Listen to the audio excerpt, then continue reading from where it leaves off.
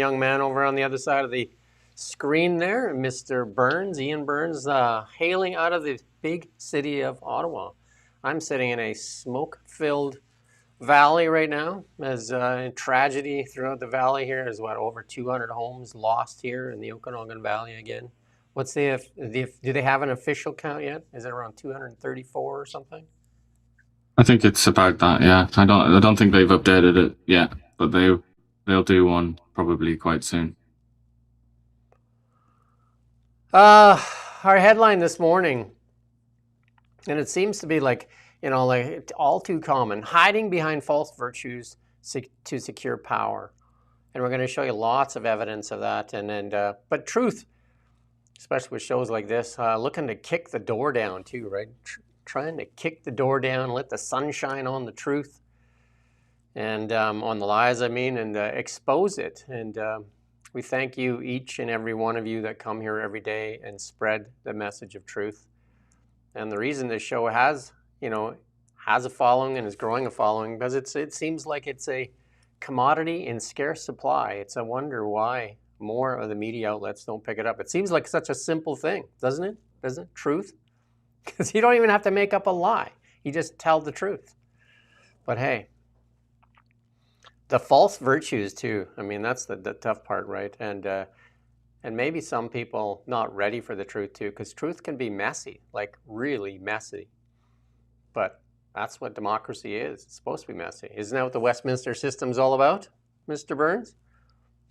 Indeed, it is. Yeah, and it might look tidier to just have a dictator or whatever stood there making all the decisions, but in the end, that it doesn't quite work out that way, does it? And for evidence, look at any dictatorship throughout history, basically. So our job, asking better questions in the pursuit of truth. That's kind of our deal here. We got some feedback to share, as we like to do. This one here, someone, I think Trent on X there, says, I watch the Really Big Show daily. It has some faults, but it's the best Canadian daily news show available. There you go. We'll take that, right? Definitely have some faults. Trent Ferguson. We also have Turd Ferguson as a viewer. So we've got quite a few people from the Ferguson clan. There you go. And this one here, I think we featured his comments before, and he's been positive and negative on us, and we're willing to share them both ways. But he's also said, F the mainstream media. But it is true, the power, and we keep saying that. You have all the power. And I think too many people have been convinced that they don't have the power. Too many have been convinced that you don't have a right to speak up. Like this information that they're holding back from you, it's yours. The taxpayer has all the power. Think of us as like conductors in an orchestra. You're the orchestra. Imagine what you can do when you start playing the music, right? You're allowing some people to manipulate you with half-truths, virtue signaling, silencing you. But you are literally the orchestra. What everybody comes to see, you have all the power. All we're trying to do is give you a platform to exercise it. Go to the reallybigshow.ca, like he says here. Go to there. Go to the bottom and ask an MP to come on the Really Big Show. Demand it, actually. Demand it that they come on and answer to the Canadian public. Sounds like we got Dean Allison going to come on Monday. Dean Allison, MP, the one that's doing the COVID inquiry here in Canada. That's about the only accountability we have going on for a COVID inquiry, as they seal the vaccine records for 15 years. That's something we shouldn't stand for. We should not allow it. Those records belong to you, the Canadian public. They do not belong to the Liberal Party or anybody else or the bureaucrats. They belong to you. And you should demand them. We got some other stuff. We had the Pete Hoekstra interview go up last night, which was great. I said it was going up at 6 o'clock. We have a small team, and I'll take credit for the mistake, as I scheduled it for 6 o'clock the following day. And then at 7 o'clock, I looked and just, where is it? And just like, okay, bumble fingers. So I fixed it and it went up at 7. And one of our regulars there was right away and just like, hey, better late than never. So sorry about that. But a lot of good comments there. Thank you to the ambassador there. Very good report. Someone likes your champagne impressions, and I've got to say I second that motion as well. Iain does some of the best. Maybe they're talking about yours. No, I think he said I like Mr. Burns and champagne impressions. Well, it's quite confusing because Mr. Burns is what they call Mark Carney, as well as also being my name. So it's you never know, do you? You never know. But that interview, um, plus 3 sharply dressed men, no? It was quite funny, wasn't it? Right away when he was like, "Oh, I'm glad I got the dress code right." But that was uncoordinated. It was completely coincidental. It's a really good interview. There's a lot of stuff in that interview that's shared that I don't think other outlets have even touched on yet. So I think it's well worth your time. And if you could share, we're going to clip it up a bit too. We're going to clip it up. We're going to put it on our other platforms. We're on Spotify now too, and it's starting to gain traction. We're seeing about like 350 downloads per episode now. So we're getting an audience on Spotify.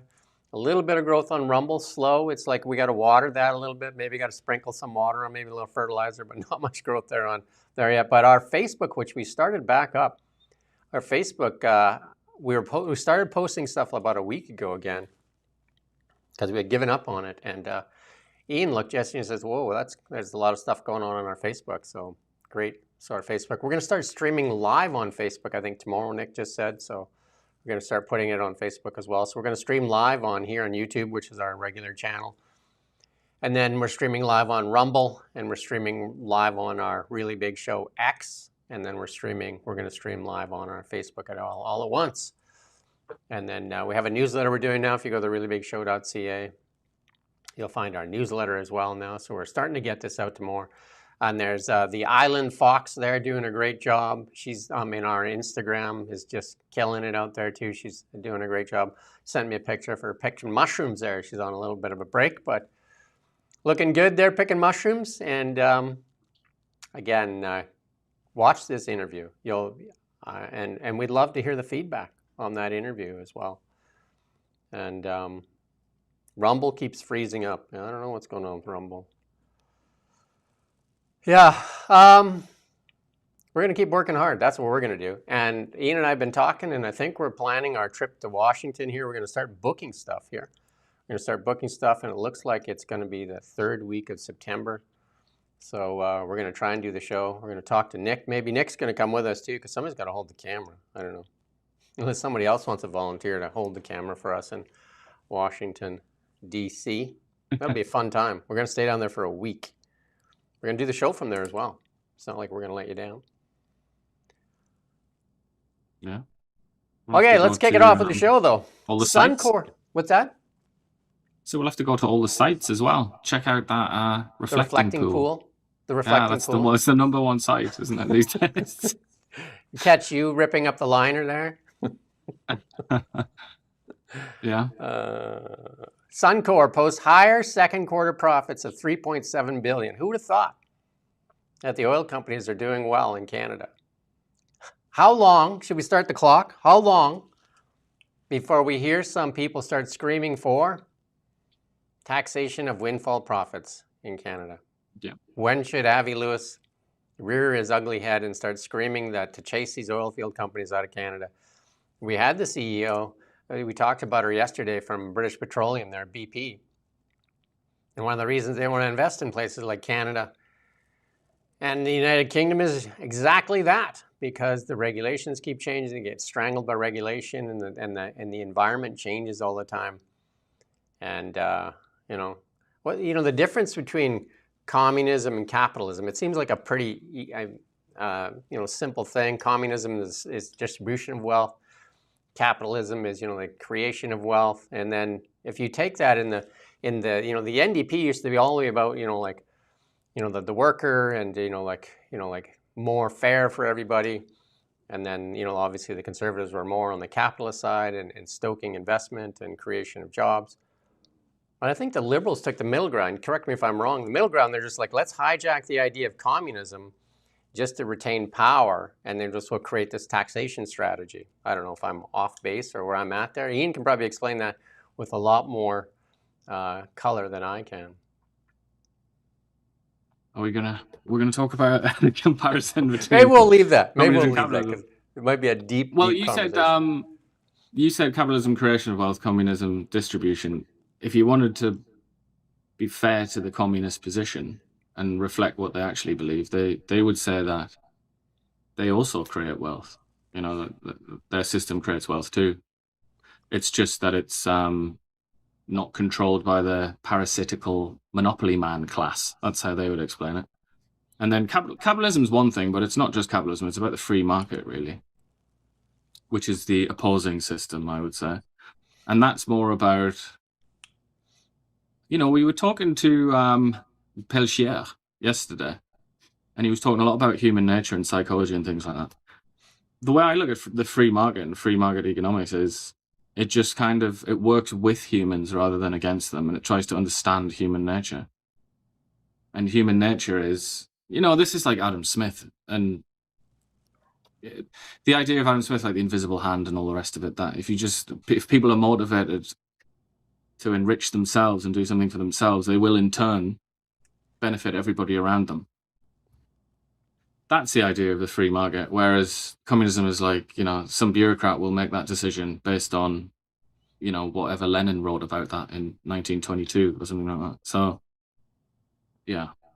But I don't know. We could literally speak for the rest of the show about the comparison. Sounds like Sidmeister wants to get a bus going so all the members can come. And then the sausage bus. Wouldn't that be cool if we had a bus? Maybe next year when we get some more funds, we'll have the bus with sausage rolls painted on the side. Shaped like a sausage roll. Something to shoot for. But anyway, Suncor reported net earnings of $3.7 billion for the second quarter, up from $2.1 billion a year earlier.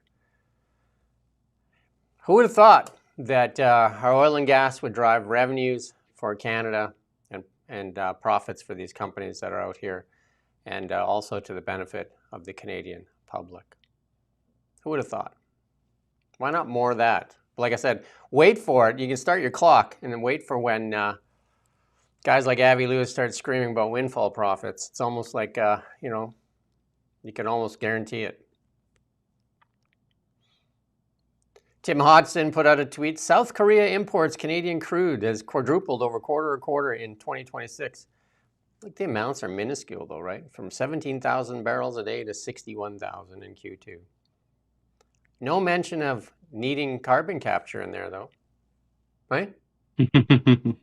Yeah, I thought that was what everyone was banging on the door asking for carbon capture. Where's my decarbonized oil? But apparently that was completely fantastical and untrue. And the Koreans don't care about that. Who would have thought that that was the case? But if you look at that 61 thing, I mean, if that pipeline's supposed to do like 1 million barrels, the one that they want to do, 1 million barrels a day. And this is 61,000 barrels, right? So, it's still fairly small. It's a start. Amount, right? It's a start. But it shows there's demand there, obviously. And well, I mean, that's obvious, right? Look, yeah, it is obvious. But it's not been obvious to the Liberal Party, has it, these past 11 years? So I feel like, being beggars as we are, we should be grateful occasionally to have a crumb thrown in our face. And this is what Hodgson is doing. This is a crumb. This is somebody who seems to have, at least in this tweet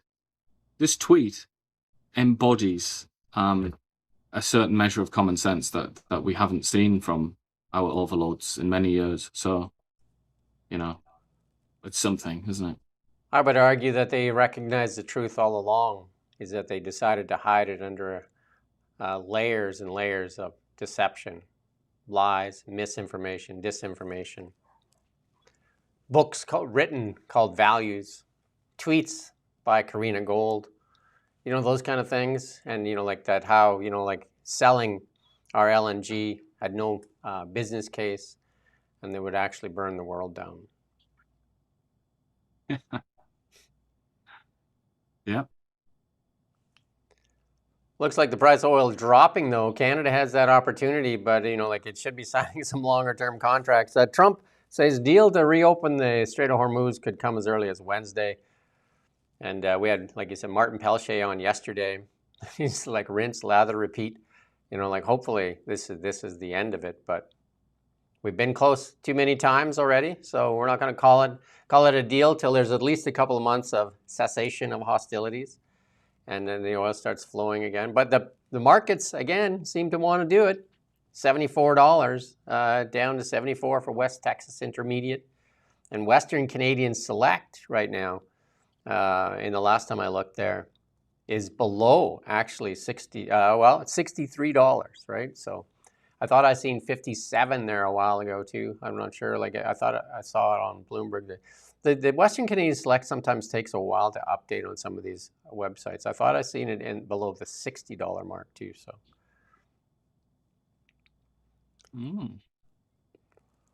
So there you go. Trump blames Canada for wildfire smoke, but here goes CTV. Experts point to climate change. There's no denying that climate plays a role in it, but there's also the hard truth that we're not doing enough. We're not doing anything really. And I had Murray Wilson on. You can go watch that interview with Murray Wilson. He did that documentary, BC is Burning. You think about most of the wildfire management or forest management, which is basically wildfire management, is being done by the forest companies. And the reason we're seeing sometimes bigger fires is because there's less and less forest management because there's less and less sawmills. We had Gavin Dew on yesterday as well.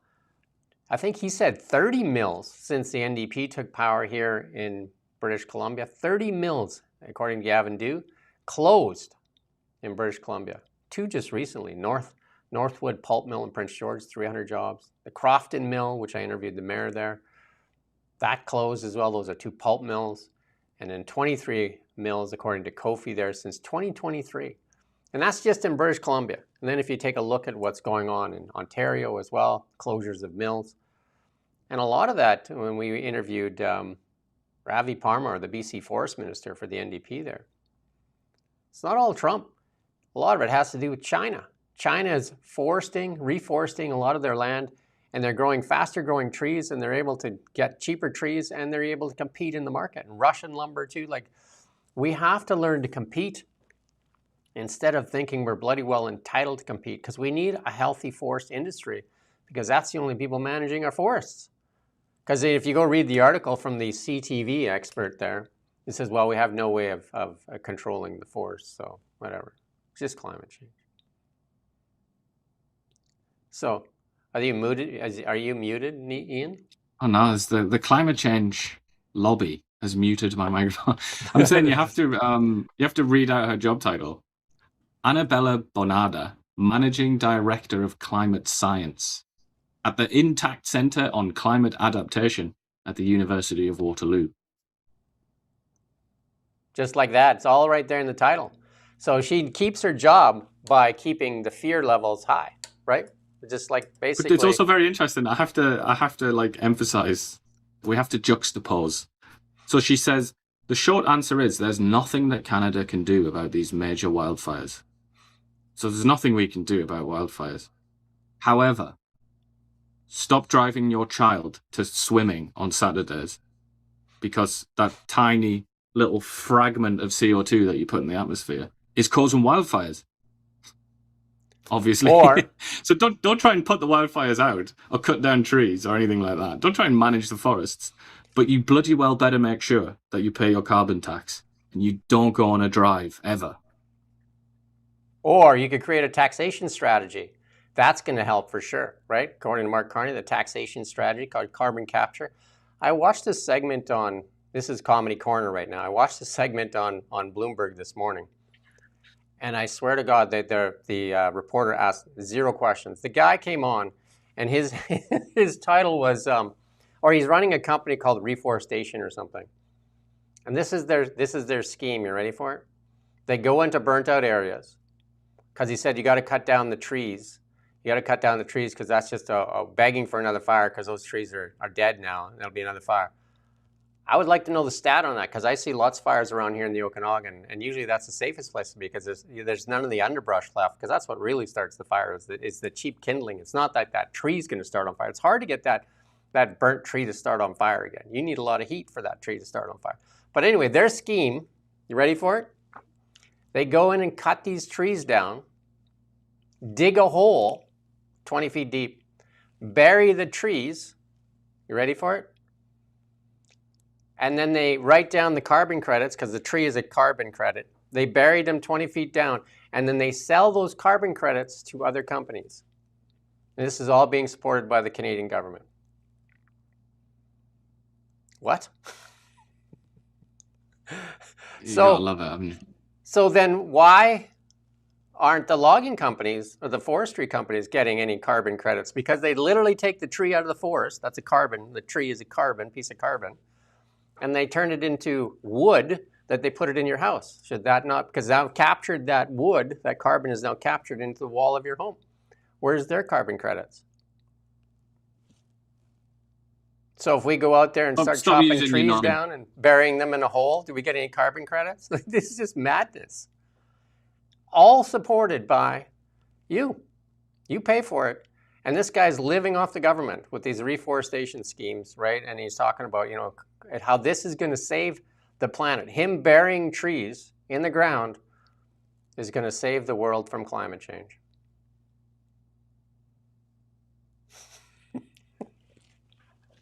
You can't even make it up.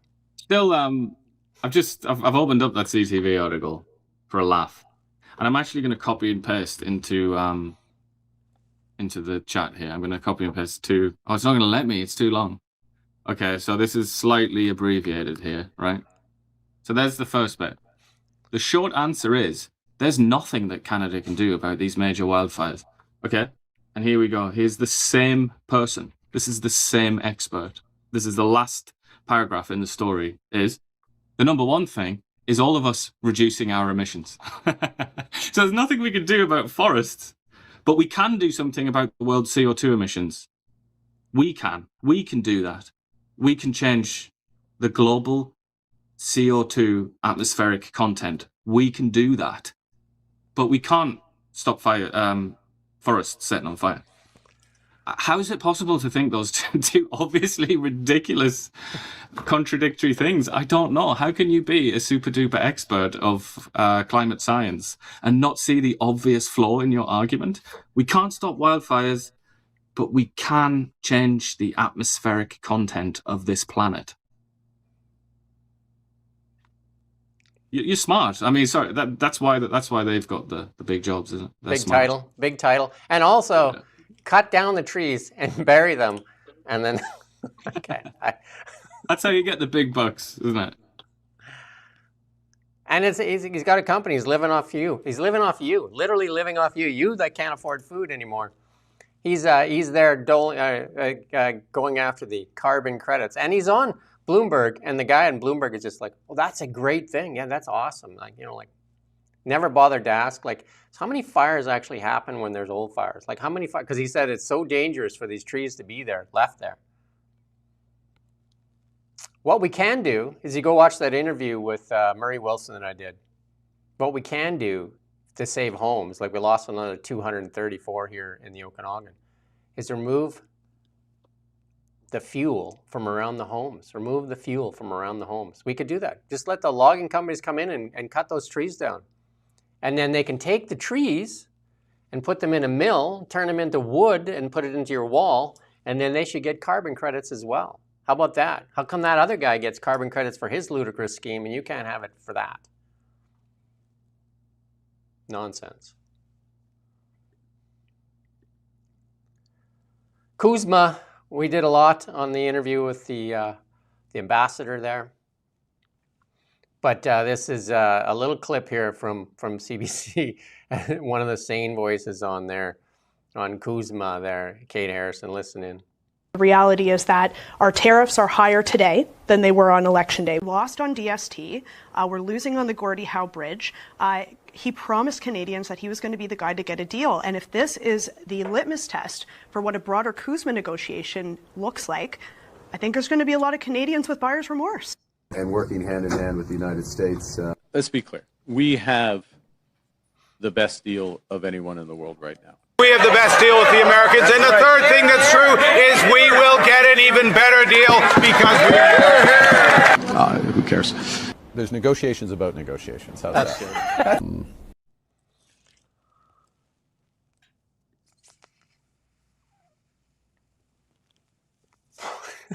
U.S. and Canada not yet had detailed negotiation about autos, and this is according to a report, a Globe and Mail article today. The newspaper reports that it has spoke to anonymous sources about the ongoing trade talks with Mark Carney and Donald Trump. The article explains that the two countries are in discussions about reviving a plan to subject Canadian exports of steel and aluminum to quota system in exchange for lower U.S. tariffs. It also claims that major hurdles remain in the trade talks, with two separate sources telling the outlet that automobiles have not been the subject of detailed negotiations yet. I mean, Canada's kind of like killing its own auto sector itself with these tailpipe emissions, right? You got these legacy automakers, which are the majority of them here in Canada, and the Japanese automakers that don't make money selling EVs. They don't. So they want to make their, the Japanese makes a great engine, Honda, Toyota. They want to make what they make money at. And here in Canada, you're going to punish them with tailpipe emissions, and then they go across the line where the market is that they want to sell into, where the market is, and they don't get the tailpipe emissions, and they're just like, okay. So they're going to make the vehicle that they make here in Canada has tailpipe emissions, and then they sell into the U.S., but there's no tailpipe emissions. Like, somebody make that make sense. Are they going to get punished for the ones they sell into the United States with these tailpipe emissions? Because there's a penalty on it. Yeah. Well, and then simultaneously inviting the Chinese to come in and undercut them all. That's another. You might, if you were trying to think of a way to kill Canada's auto industry, you might do those two things. I'm not saying that's what their objective is, but just imagine, make yourself an evil creature, and you think, oh, let's kill Canada's auto industry. What would you do? I mean, those would be two good ideas, wouldn't they? Just for starters. Yeah. It seems like, it's either incompetence or intentional. Catherine Swift we've had on many times, but I think we're due to have her back on. And Catherine Swift would tell you that it's intentional. And I just did a quick search because I know just from looking around, and I used to work for Alberta Forestry. The guy said, you got to cut down those trees in those areas that are burnt because you got to get them out of there because you're going to get another forest fire. And I'm just like, that's not even true. And the guy didn't push back. And I just did it. It says recently burned areas much less likely to burn again because most of the fuel's been gone. Duh, right? That's a Homer Simpson dope, right? Dope. But hey, he said it on there, and this is his whole business scheme. And he got advertising for climate capture, and this is they're just like they must have called their Rolodex. Who do we get on to talk about how we got to get some carbon credits going? Got to get that carbon credit market going, because that's what he talked about. He talked about the carbon credit markets in Europe and how we got to get this carbon credit market really healthy in Canada. You know what we got to get healthy in Canada? The price of food, so people can afford to eat. Why don't we do that? Why don't we work on that first before we work on this guy's burying trees in the ground? Literally, like, you've got a couple years to cut those trees down. I've interviewed forest companies. When they burn, they're still good for a couple of years. Get the forestry companies in there to cut that down. Give them the carbon credit so they can get the wood out of there for free. Give them free wood and let them cut them down. And you don't have to bury them. You can actually put them in the walls and capture the carbon. It's just ludicrous. It's ludicrous that he's built a business around a taxation scheme. Ridiculous. Pierre Poilievre, hey, if Mark Carney's not looking so good and you can't defend the policies, what's the next best thing? Go after the competition, right? Go after anybody that might be looking around here. And here it comes. We're going to show you a few of the hit jobs. Watch this little hit piece right here. Just to reiterate, right? The leader of the official opposition, only 13% of Canadians say that they think he's capable of taking on Carney. And fully a third say, no, there's no Conservatives. I mean, I'd make 2 points about this. One, it tells you about the current state of the Conservative Party federally, in the sense that it has built this incredibly robust and intense base of support. Right? They are polling at a higher level than they have in the past without winning. And what I mean by that is 35 to 40% of people are... That's good enough. You get the idea. But anyway, they like to put the Harper thing, their badge from because he worked for the Harper thing. Like, this guy's the furthest thing from a Conservative anymore. But hey, let's not stop there. Let's go with this next little clip here. Listen to this one here. The four talking heads here. They bash Pierre ones. Listen to the label they stick on Pierre because Trump isn't enough. Watch this one. Embarrassing. Like, how much do you debase yourself, right? Like, we're getting to Andrew Tate levels Well, I mean, I think lunacy. There you how go. That's insecure good is your enough. masculinity? Oh, yeah. Hey? So now they just hung Andrew Tate on him. Because he did that boxing thing, right? He was in the gym doing boxing. The context of that. What was that?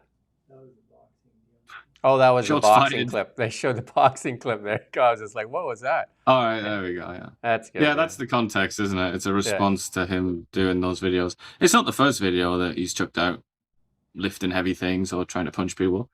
But that's his hobby. It's quite an admirable hobby, isn't it? Don't you think? Keeps fit. You would think stay in shape, camaraderie. Right? Yeah, it's all right, isn't it? I mean, it's.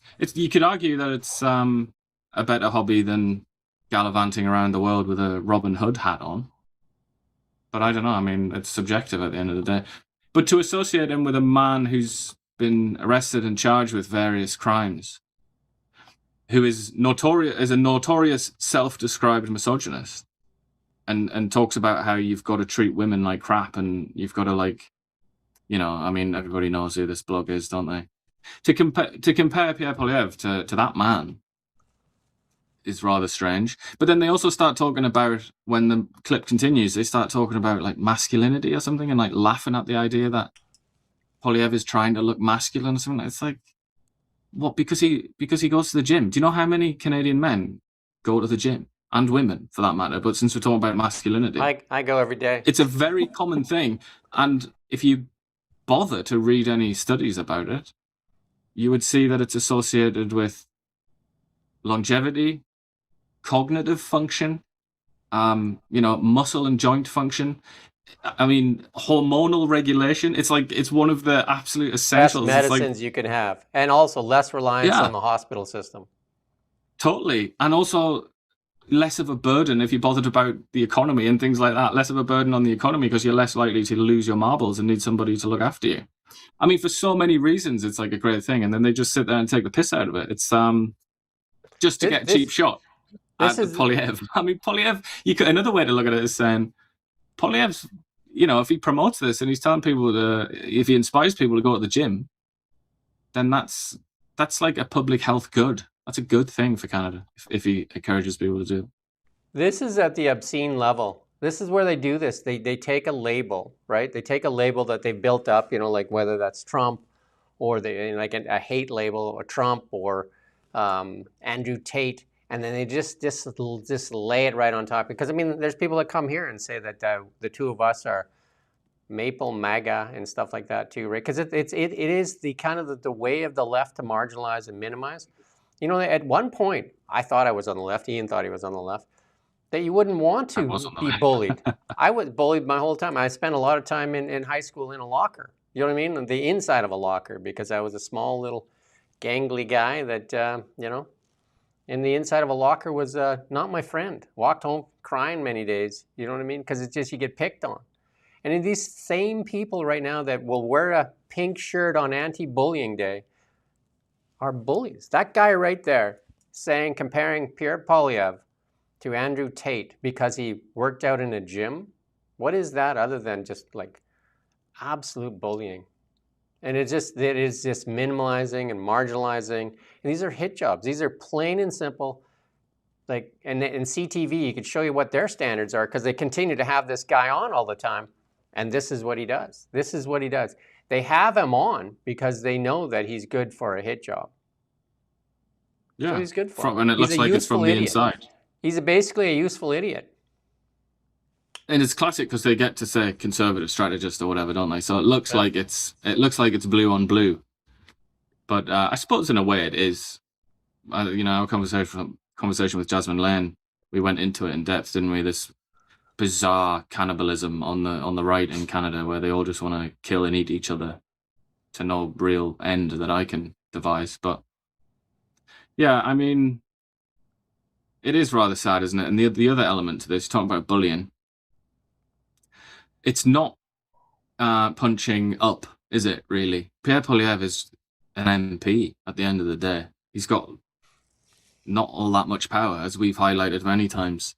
So to devote so much energy to attacking Pierre Poilievre is a little bit strange when we have actual overlords who should be scrutinized, people who have real power, most of whom on the political side are in the Liberal Party. I mean, that's who you should be devoting your energy to, really, rather than the opposition, the leader of the opposition who is already in the fetal position, already looking a bit sort of bruised and battered, to go in there with your Robin Hood hand. It's like giving him a kick. You just have to wonder, because that is the bullying instinct. That's why bullying is so wrong, because bullying is almost always somebody stronger kicking around somebody weaker, somebody smaller than them. And that's why it's, that's bullying and that's frowned upon. But if it's like the David and Goliath style thing, then that's like more heroic, isn't it? It's more of a heroic deed. It's like we have an entire philosophical system built around this. And that immediately sort of shouts out at me there, like, why are you kicking down all the time, or at least sort of kicking sideways? There's so many people above you. Scrutinize them. So to be transparent, we've reached out to Corey through a third party to get him on here for an interview, and they said, "Oh, yeah, I can get him on for you." And then I saw the communications going back and forth. We're still waiting for a response. Well, maybe if we offer to wear hats, a Robin Hood of hat, some kind. I saw him with a beret on. We're going to have to come up with a lot of props, because so far we're doing bubbles for Avi Lewis, right? We got bubbles coming up, and then you're wearing. What are you doing for Elizabeth May? Cafier? What was I going to? I was going to paint my face green, I think. Oh, right. The Cafier was for Avi, wasn't it? Cafier is for Avi Lewis, yeah, and also his wife's books. I'll hold his wife's books because I've got them downstairs. To your heart. And put them in my hand. And then this chap, and if the Prime Minister, or maybe I'll just wear I'll wear a Robin Hood outfit, or I'll dress up as King John, and he can be Robin Hood. I like the Robin Hood and the glasses, like the sunglasses, because you got to like that. That's very trustworthy to have sunglasses on, right? So people can't see your eyes. That's nice. Good job. But CTV, they ran another hit job on it too. Like CTV, we talked about it yesterday. We're not going to play the clip. Well, they basically do this nanos poll, which they commissioned, by the way, to show you that Pierre Poilievre doesn't even poll as high as Harper, and they even threw Harper in there just to make it look like there is no leaders there. So we best just keep Mark Carney there, because he's the only hope. The only way that we're going to continue to get media subsidies is by making sure this guy stays in power. That's why the media needs to be defunded. That's why the media needs to be defunded. Yeah, but it's also, if we had bundles of cash lying around, we could also ask Nick Nanos to do polls. I'm sure you and I could sit down and think about a question for a poll that would make the Liberals look stupid or something like that, or whatever point we wanted to push. We could think of a question and say, "All right, Nick, mate, do a poll on this," and then we get the answer back that we wanted, and then we'd say, "Look, we've consulted the Oracle, and the Oracle says this, so shut up. This is reality now." Right now, we just have a few shekels and a couple sausage rolls, so I don't know if Nick will work for that. But we can do a poll right here. Do you believe this poll? Nick, can you do that poll? Do you believe this poll? And just put it up there. Do you believe in the latest Nanos poll saying that there is no viable conservatives? And while Nick's doing that, we didn't have to pay Nick more than he's getting paid right now. So he's cheaper than Nick Nanos. Yeah, our Nick can do it. He can just phone 2,000 random numbers. Do you believe in the latest Nanos poll? And just ask him a question. He's going to put it up here. Are you putting it up, Nick? There you go. He's putting it up. Anyway, first scrutiny of toll splitting. The Budget Office will undertake the first public review of new costs for the Gordie Howe International Bridge following toll concessions in the United States. And that's from an MP yesterday. Cabinet to date has attempted to block any public scrutiny of concessions. Why? After the Prime Minister misrepresented terms. That's a nice word, eh? But that's still stronger than you would get in the mainstream press. No, this is from Blacklocks. New Democrat MP Heather McPherson from Edmonton said the Budget Office agreed to her request to investigate the project's financial costs relative to the initial government estimates. Will they get the information? Because the PBO's office has been blocked many times from information they've requested. Jason Jacks has said that I've requested information, and I just get run around. That information belongs to you, the Canadian public. That's what I mean. Like, you got to start speaking up, because they continue to block all the checks and balances that are supposed to be in place to hold power to account. The Budget Office did not dispute McPherson's account, but said it could not discuss work pending formal requests for information from the Department of Infrastructure and others. There's currently no information request related to the Gordie Howe Bridge. And that's from Sylvain Fleury, the Chief Financial Officer. That sounds like the Politburo. Fill out this form 17 times, come back tomorrow, we got another 17 forms, and then come back the day after that. And these are just forms so that you can actually submit forms at a later date. There's some truth bombs that are dropped here. Now listen closely as we play this clip here from Mark Miller. Like, listen to everything that Iain and I have said in the past. He reveals that we're right. Listen. I mean, look, there's a lot of conversations with different competing policy priorities. You have industries in low-skilled labor, whether it's big box shops or others, looking for cheap labor and wanting to make sure that they maintain a 40-hour work week for some of the students. That's the competing policy with the labor gap that we face in this country, and we need those people working. And why not, if they're paying a whole heck of a lot of money to That's good. Stop right there come for a to Canada sec. to study more just than leave domestic. that for there a sec for Nick.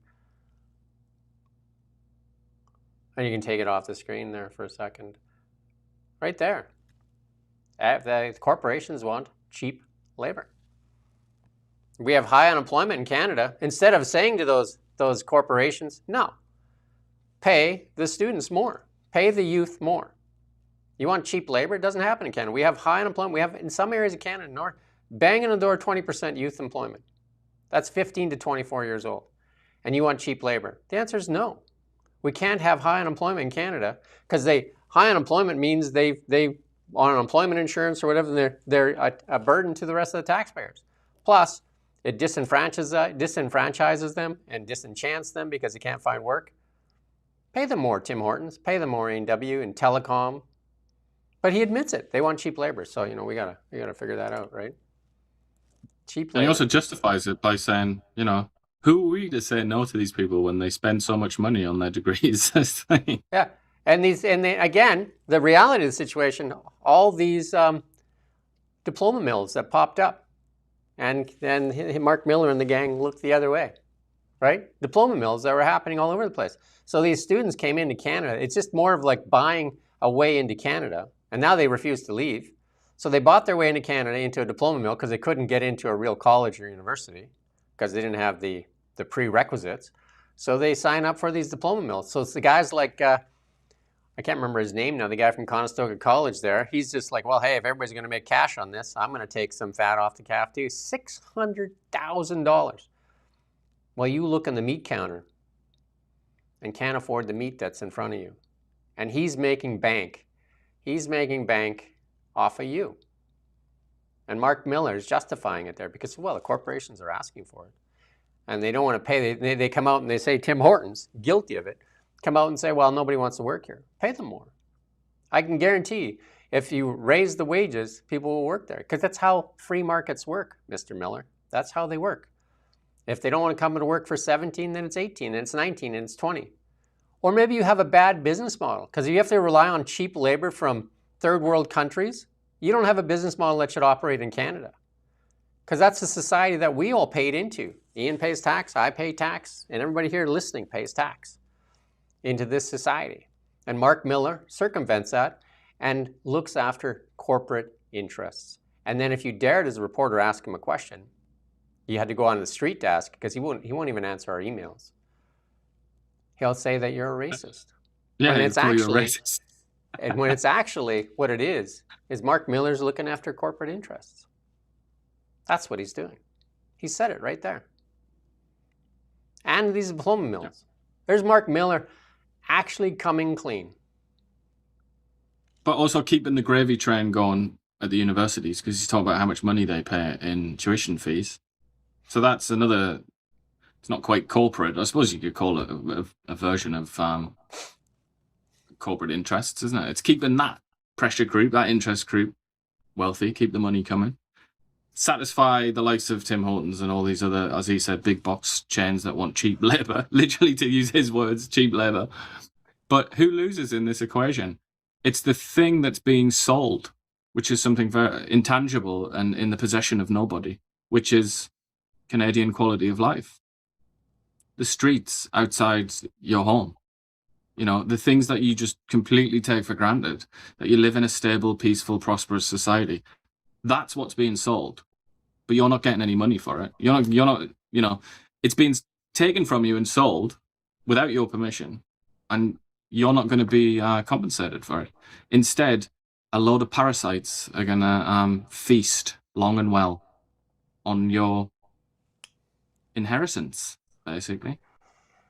Go watch the interview we did with Martin Pelche yesterday, and the headline of that one, the reality of the Canadian economy. It's failing for too many Canadians, 10 million Canadians now with food insecurity, because of that guy right there. The decisions that he made, he allowed certain corporate interests to come ahead of Canadian quality of life.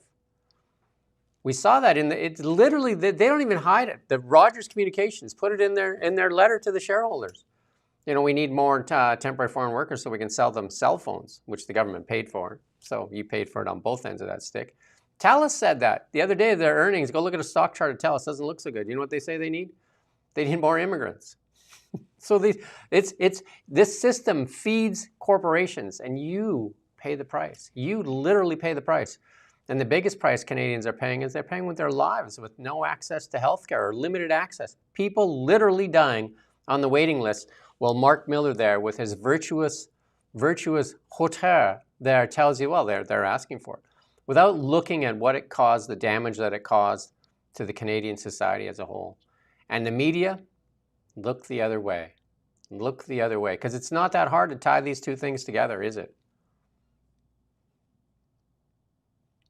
Indeed.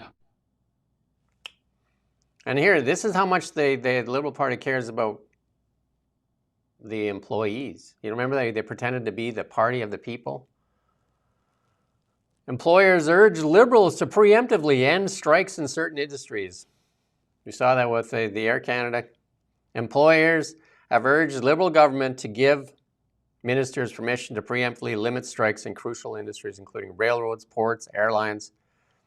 It comes after yet another high-stakes walkout on the weekend. WestJet flight attendants downing tools and canceling hundreds of flights. Federally regulated employers Chief Derek Hines said Mark Carney's plans to revive Canadian economy will be impeded if we continue to have labor instability for these key critical supply chain industries. And Uniform President Lana Payne, however, said did not agree, claiming it's an opportunistic of the employers to be pushing for sure to have these rights erode at a time when we're trying to do everything we can to hang on to the industrial economy of Canada.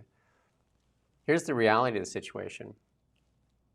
Allow more competition. Allow other airlines in, allow other banks in, so that we don't have a few key industries. You know what I mean? Like WestJet employees should have the right to strike. Air Canada employees should have a right to strike, but there should be other airlines that can pick up the slack. They should see it as an opportunity. Hey, if WestJet goes on strike, then now we got to make a deal with our employees to get them back to work. And that's how a free market works, right? And then like the WestJet is then induced to make sure they pay their employees a fair amount, because they can also then go to work for United or whatever airline. But no, in Canada, these protected oligopolies, again, go watch that interview with Martin Pelche. These protected oligopolies, they don't even put the employees first. And they sure in the hell don't put you, the customer, first, right? We've seen that over and over again. We're going to show you something here in a second, how some of these industries are just ripe for disruption because of this protection. But you also, just before we move on, you also get, because of this oligopolistic model that we have, which just infects absolutely every aspect of the economy and of Canadian society, but you also get you get the oligopoly sort of counterparts, like Lana Payne here, who's quoted in this story. She's just like, she's like their mirror image, isn't she? They sort of live in the same world with each other. They live in that same atmosphere, and she has a crazy amount of power, and it's almost like oligopolistic unions as well that sort of reflect the commercial situation. In general, it's just a very it's a very stagnant and very conservative and very protected commercial environment, isn't it? Where the people, the special interest groups, the people who are kind of milking the cow, don't want to give up their stool under any circumstances. They want to stay at that teat, and they'll do anything. And they'll lock down the barn if they have to, but they're going to have that teat forevermore. Do you know why so much in Canada that's the way it is? Instead of just saying, well, I can go somewhere else. Like, if you don't like me here, I'll go somewhere else. Because in Canada, they see the other side of it. If you're outside the bubble, if you're outside the elite bubble, it's not good, right? It's a different world. Whereas if, like if you're in the United States and, say if you're, you're out there, there's, well, like my skills are worthwhile, I'll go somewhere else. But in Canada, all these protected oligopolies, it's tough, right? It's really, really tough. We're going to show you some evidence of that later too. And someone's saying here, mainstream media has got to be held accountable. You need to turn them off for now. You need to turn them off, shut them out, because you can take away their power. They have no power over you if you just shut them out. And you'll see their advertisers will shut them out soon too. And you need to push back against the government and say, I will not support anybody that supports funding media, because that is the erosion of democracy here in Canada. To have the media, which is supposed to hold power to account, literally servile to the government. Like, the evidence of that is just overwhelming.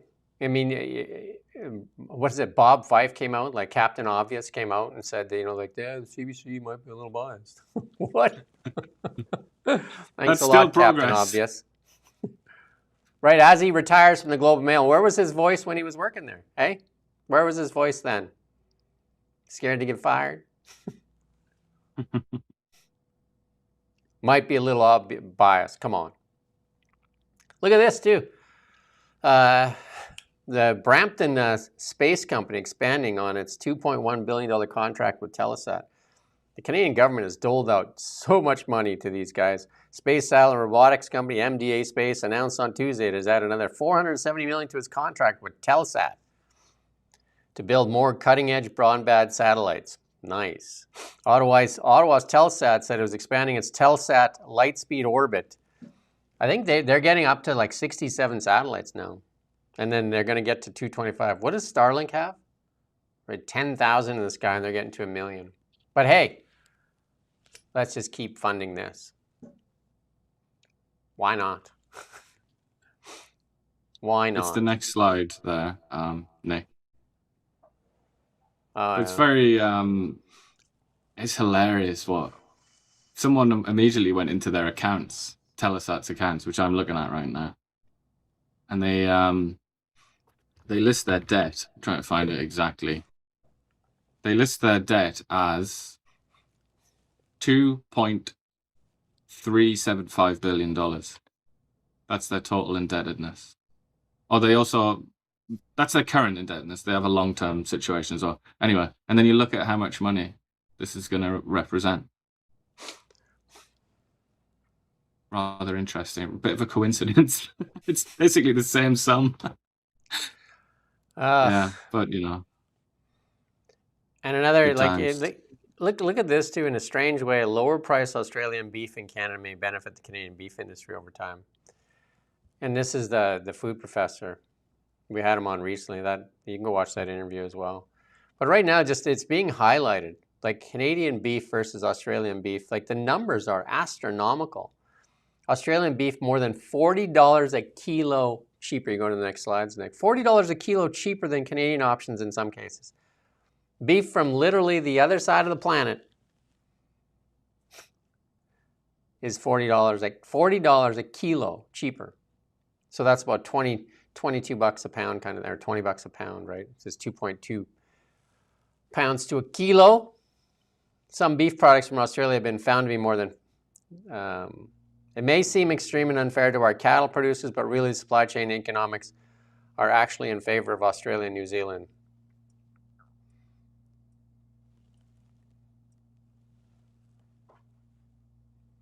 Crazy. It's pretty mad, isn't it? When you look Same again, goes for get your supply globe management out. in Canada. Let's get the globe out and find Australia. There's Australia. And then if you want to get to Alberta, it's quite a lot of effort. Look how big that ocean is. And there it is. But you still got to transport. You get to the coast, but you've got to come across. You can make it shorter. This is liberal logic. You can make it shorter if you just have a smaller globe, right? It's a really good idea. Because you have a large globe, so it's obviously the distance is further.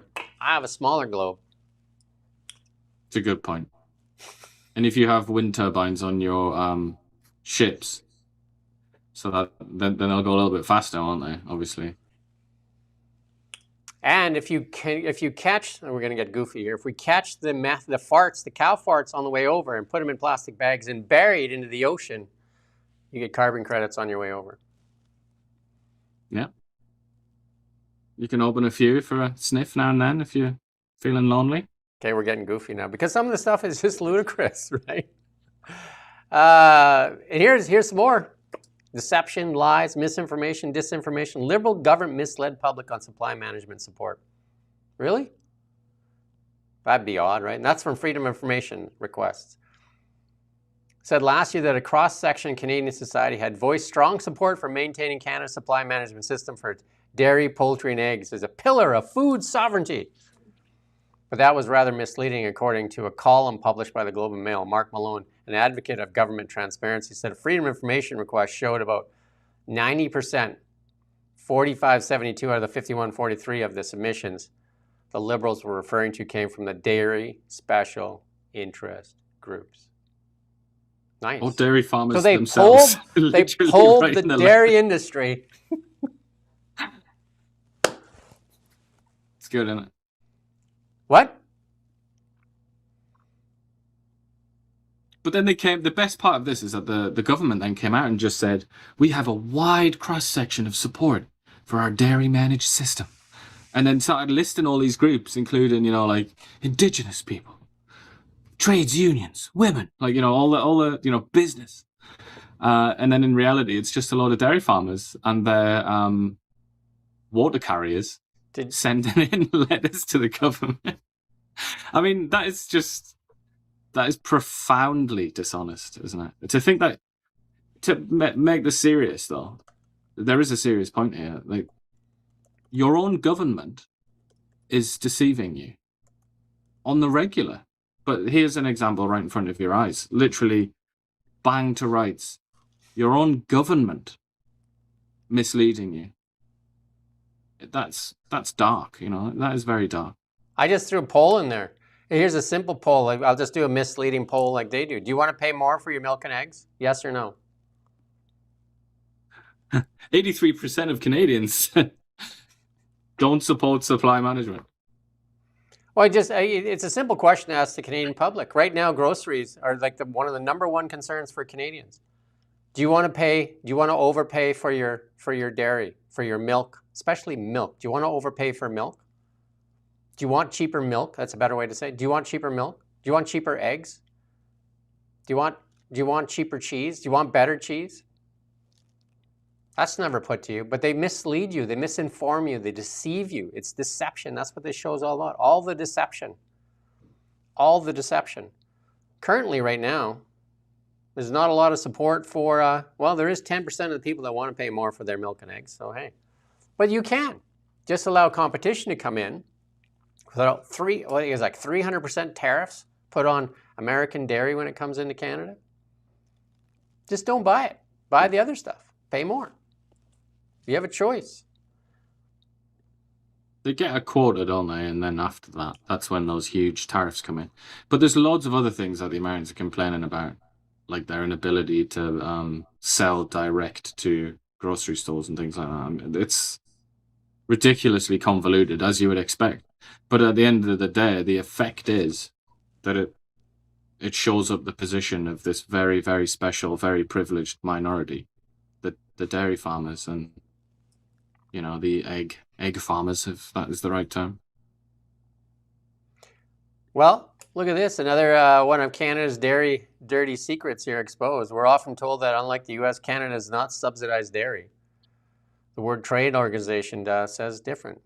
Relative to the size of each country's dairy sector, Canada provides substantially more trade distorting support than the United States of America.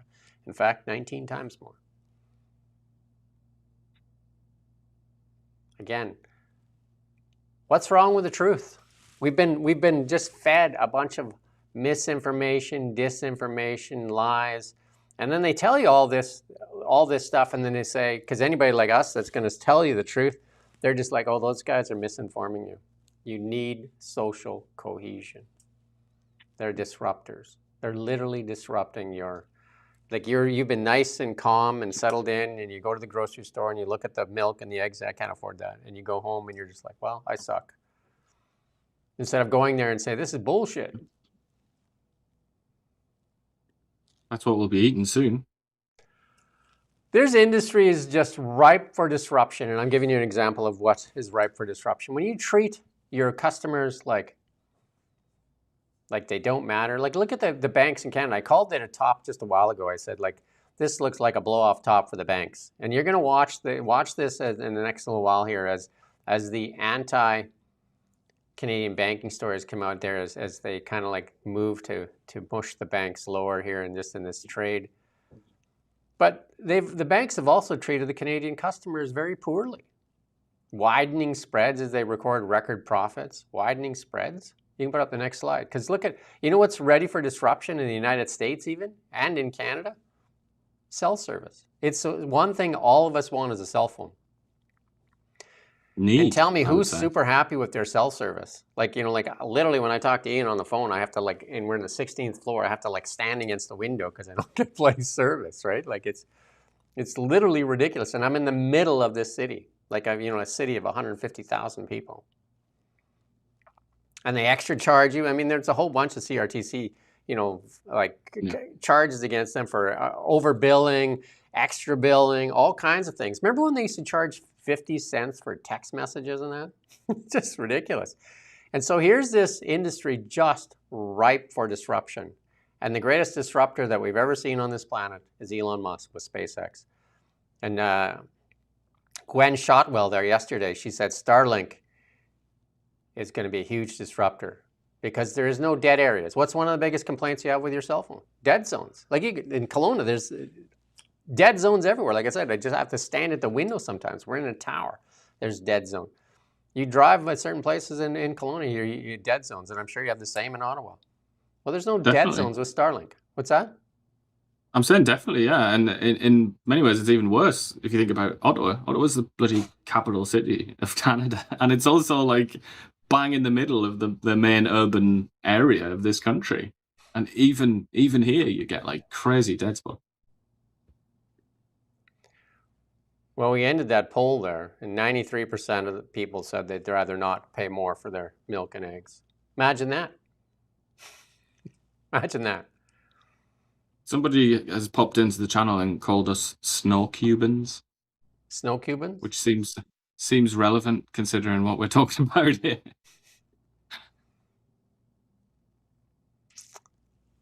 And the food professor pointing this out too. And this misinformation and lies doesn't hide the fact that the business climate in Canada is not healthy. It's not healthy. He's saying that Quebec faces major succession challenges. There were nearly 16,000 businesses intending to sell or transfer ownership. Who in their right mind wants to start a business in Canada right now? Yeah. You keep hearing about this, though, don't you? There's even like memes. We often take the piss out of Generation Z. But one of their main memes that I'm familiar with is how they go around trying to buy boomer businesses that and sort of run a profit, because they often have very successful businesses that you can just go in and obtain.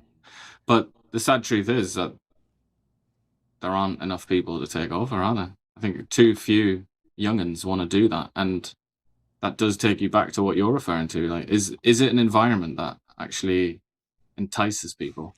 People want to go into that and be a business owner. So do you think the government's been misinforming you, disinforming you, lying, whatever you want to call it, hiding corruption, waste, abuse? And just, I'm not going to tell you the story yet, but I just want you to see the headline.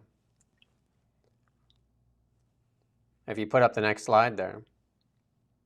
It says miscounted LGBTQ recruits. Which way do you think they miscounted? Just think this is from the military, Canadian military. Which way do you think they miscounted these recruits? And then why would they do that? Just ask yourself before we show you the truth. Which way do you think this went? Anybody want to just take a stab at it? And why would they do it is another question. There you go. Newly declassified records show the military lifted a ban on gay recruits in part after overestimating by 400% the number of LGBTQ members in the Canadian Armed Forces. 400%. Just a little smidgen. Just a rounding error. 400%. But also this line here from the 1991 book. If one assumes the Canadian Forces is a mirror of Canadian society, then upwards to 10% of the military could have homosexual orientation to some degree. 10% in 1991. Like, what the hell? What sociologists did they consult for that percentage?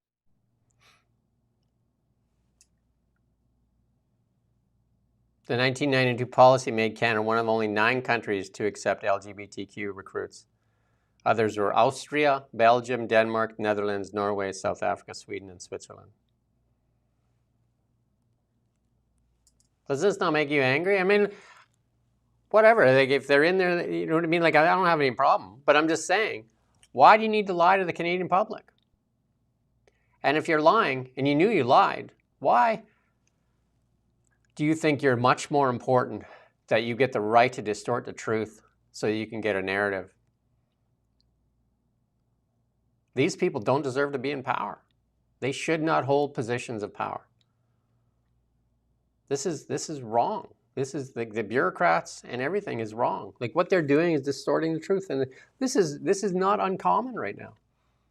This is what they do, because they say the means is more important than the methods, right? You know what I mean? Like, the goal to do, I don't know what the goal is, because they don't even share the goal with you, right? Like Mark Miller says, well, the companies wanted cheap labor. And then, you know, the next question, if you had half a brain, you'd say, well, what would all this cheap labor do to Canada's health system? Because, I mean, if you sat down in a room, Justin Trudeau, Mark Miller, Chrystia Freeland, and then they sat in a room and says, let's open up immigration to like 1.5 million a year. Nobody in the room says, what would that do to healthcare? Nobody? Nobody in the room said, hey, what would that do to healthcare? Or rents? Or youth unemployment? Nobody? They didn't want to get the eyes from Mark Miller sitting there. Do you know what I mean? To call anybody a racist that said that. If this is their IQ level, that they can't see what they've done to you, and then how do you justify what damage you've done to our youth? How do you justify that elbows up? Like, how do you justify what the damage that's been done to our youth, mental health crises and all that stuff, disenchanted, disenfranchised? How do you look past all the lies and misdirection, misinformation? How are people not screaming their heads off? Go to the reallybigshow.ca. Go to the bottom, find the MPs, and send it to every one of them. They're all there. You just cut and paste, cut and paste, cut and paste. I am as mad as hell. I want the truth. I'm done with your lying. I'm done with the lying, the misinformation. I will hold you accountable at the polls, and I want free and fair elections in Canada, and I want a free and independent media. This is wrong. This is beyond wrong. Thank you, Mike, for your support there.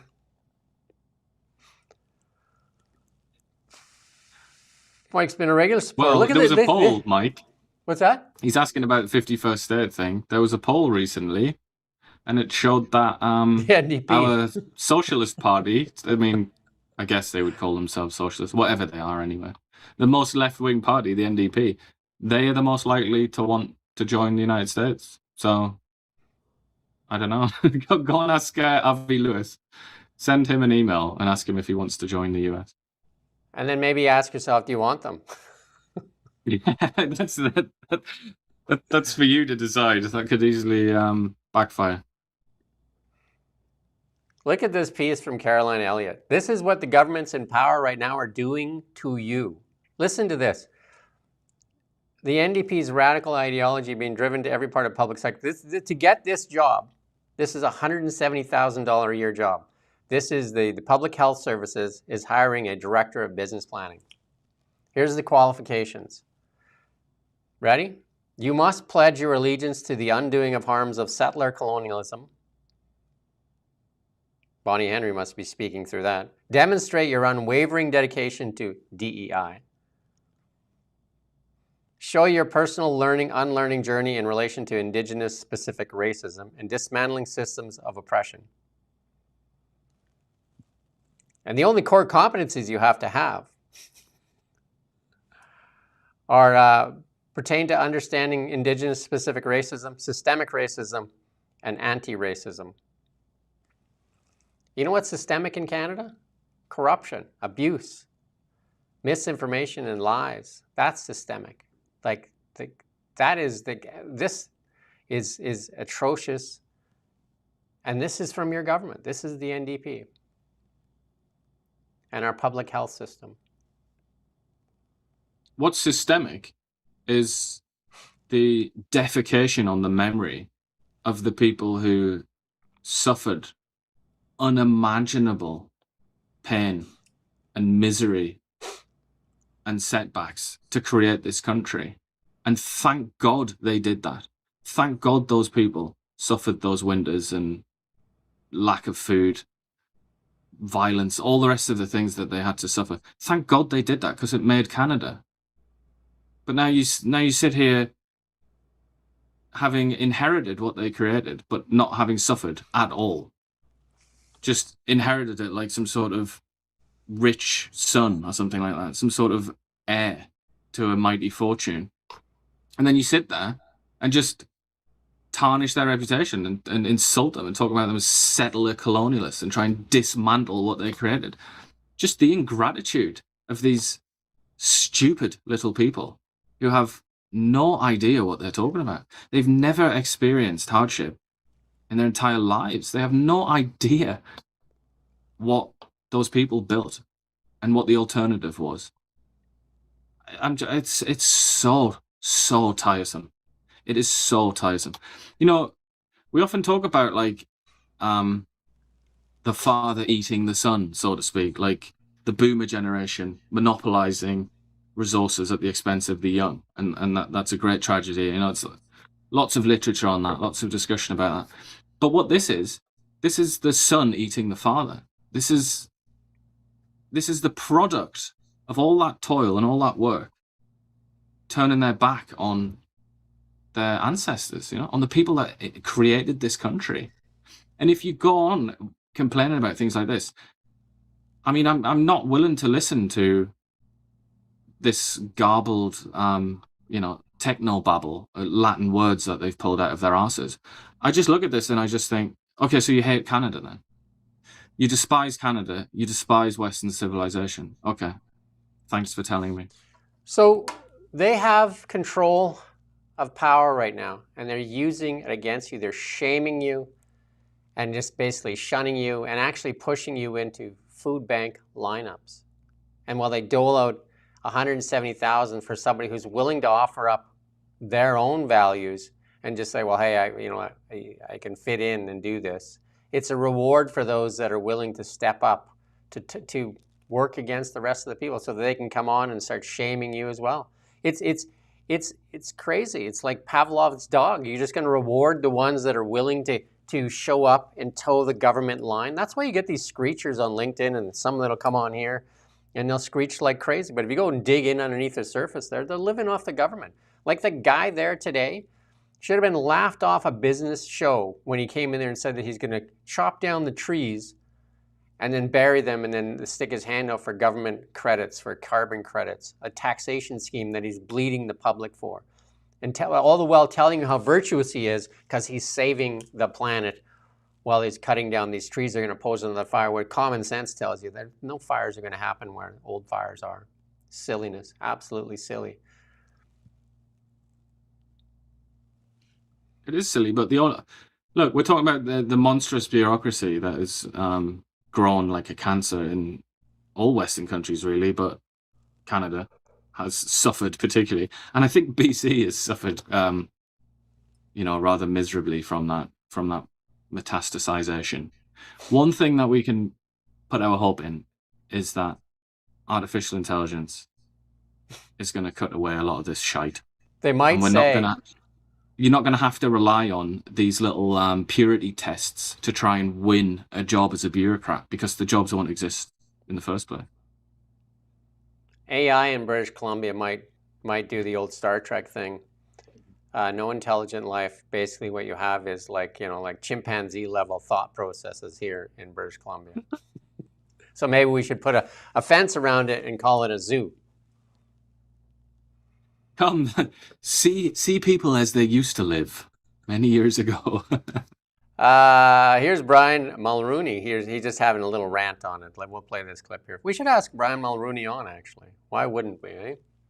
He likes It's one of the rant. stupidest things I've ever seen. In this economy, it is really hard to get a high-paying job. If you get a job paying you $100K, you are breathing a sigh of relief that a lot of problems are no longer problems. And getting a government job we know these days that they're asking all sorts of questions that they typically didn't ask you before. They didn't used to ask or care what your gender or your cultural background was. I know that they weren't allowed to ask a woman if they were pregnant, right? But now, of course, they ask all those questions because identity is... It used to be that they weren't allowed to ask many questions because then you could discriminate. So you weren't really allowed to ask much. Nowadays... Well, think about what that's a proxy for. Think about what those questions are a proxy for. It basically saying, which political party do you support? Yeah. And if the answer is anything other than NDP, Green Party, Communist Party of Canada, and maybe the sort of left fringes of the Liberal Party, then you're not getting this job. That's basically what that says, isn't it? It's a political test. I mean, it's like a religious test would be another way to talk about it. The British and the English before them, for their many sins, one of the worst things that they did was they excluded Catholics from loads of jobs. After the Reformation, Wars of Religion, Henry VIII, etc., they were very nasty to Catholics.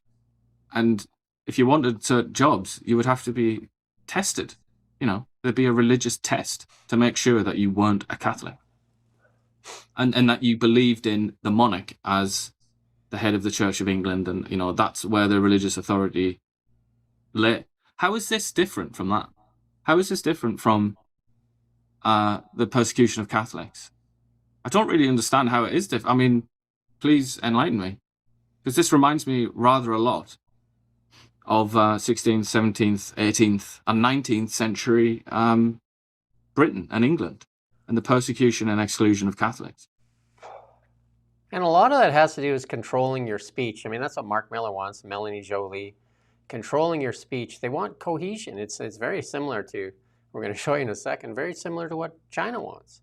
And here's Daniel Smith pushing back. Because the Edmonton police put out that post there the other day saying, if you tweet or say something on social media, you might get a UK knock at the door.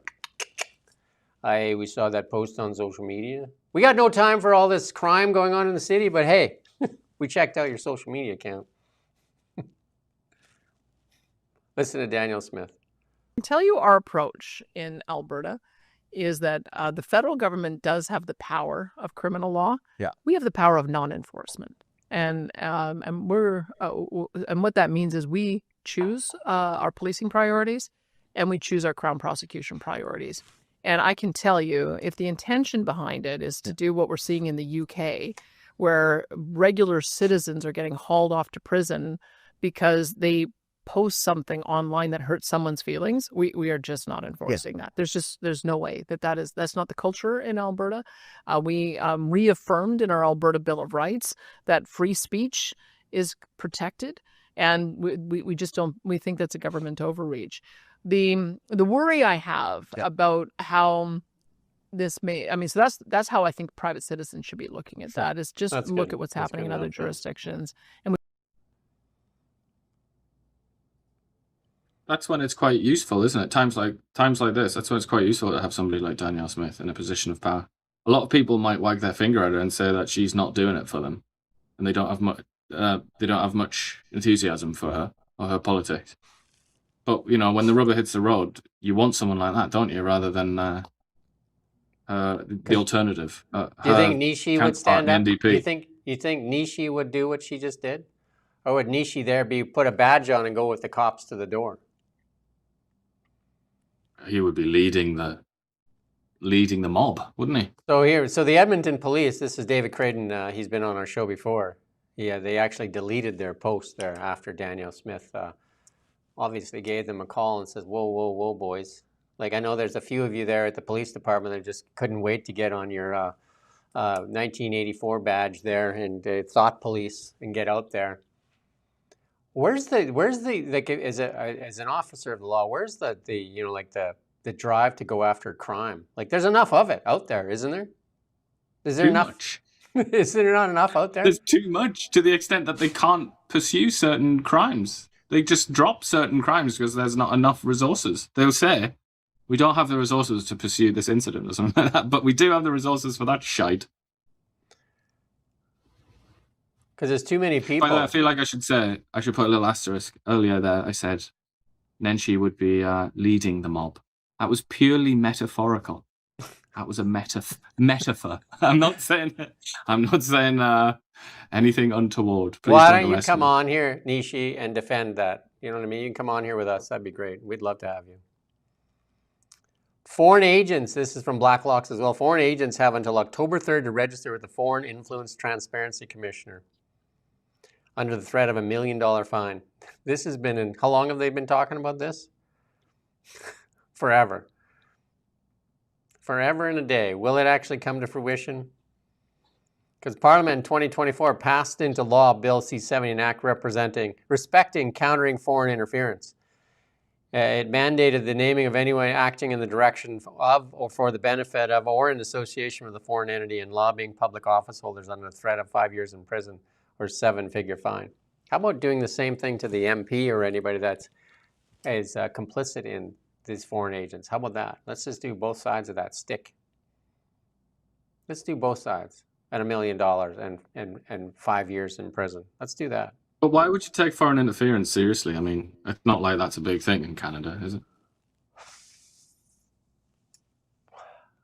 We've asked Michael Korvig to come on. He says he will at some point, but he was busy with his book. But here, look at this. Beijing has now written transnational repression into law. Article 63 of China's law promoting ethnic unity and progress claims authority over critics abroad and gives legal cover to coercion against Uyghur, Tibetan, and other dysphoria communities. Dysphoria. China is claiming the right to punish its critics anywhere on earth. Listen to some of this language, though. Sound familiar? China brought into force its law promoting ethnic unity and progress, converting a decade of Xi Jinping's doctrine of forcing a strong sense of community for the Chinese nation into binding law. Nice. Creating, it says anybody that goes against the PRC undermines ethnic unity or create ethnic division can be pursued for legal liability. Doesn't that sound like Jolie's? Anybody that undermines social cohesion. And then you might ask yourself, how are they gonna enforce this overseas? Like, what are they gonna do deals with countries where they swap police officers or something like that? Oh yeah, maybe they are. The Chinese government, therefore, is asserting its statute and that its authority follows its critics across oceans into other countries, including Canada, home to some of the world's largest Chinese, Uyghur, and Tibetan communities.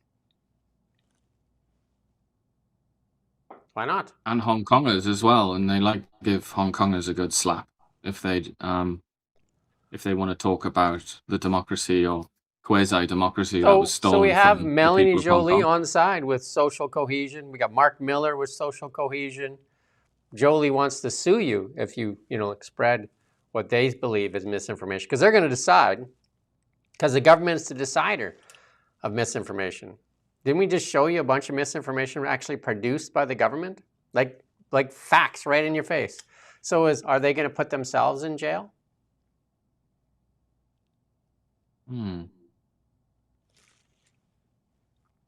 Well, we're talking about the Communist Party of China. We're How talking often about both. The Communist Party of China do that sort of thing, or any system that doesn't really listen to the plebs. How often do they punish themselves for wrongdoing? Reallybigshow.ca. Just go on there while you're listening. You can keep this running. Put another window up. Go there. Go to the bottom. It says, I'm mad as hell. I'm not going to take it anymore. Send it to like several MPs. Tell them to come on the Really Big Show. Tell them not to be a coward. Tell them to answer to the Canadian public.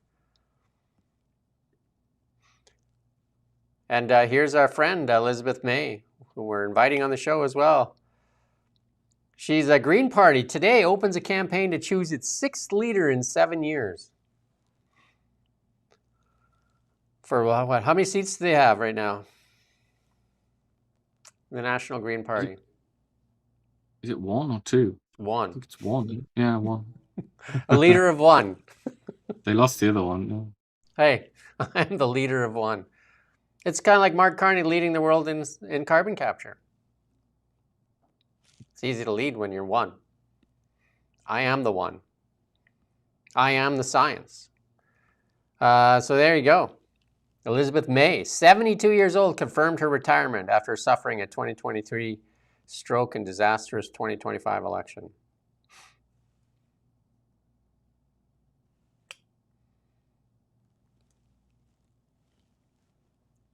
And you know how much podium time do they give her? The mainstream media gives her way more podium time than they give Pierre Poilievre, don't they? Like she gets, every time they need a climate change thing, or she gets up there and crying and talking about how the world is burning to the ground and stuff like that. But Pierre Poilievre, they're just like, no, not you. Not you again. He should start, anyway, doesn't matter. I was going to say something, but it's just ridiculous.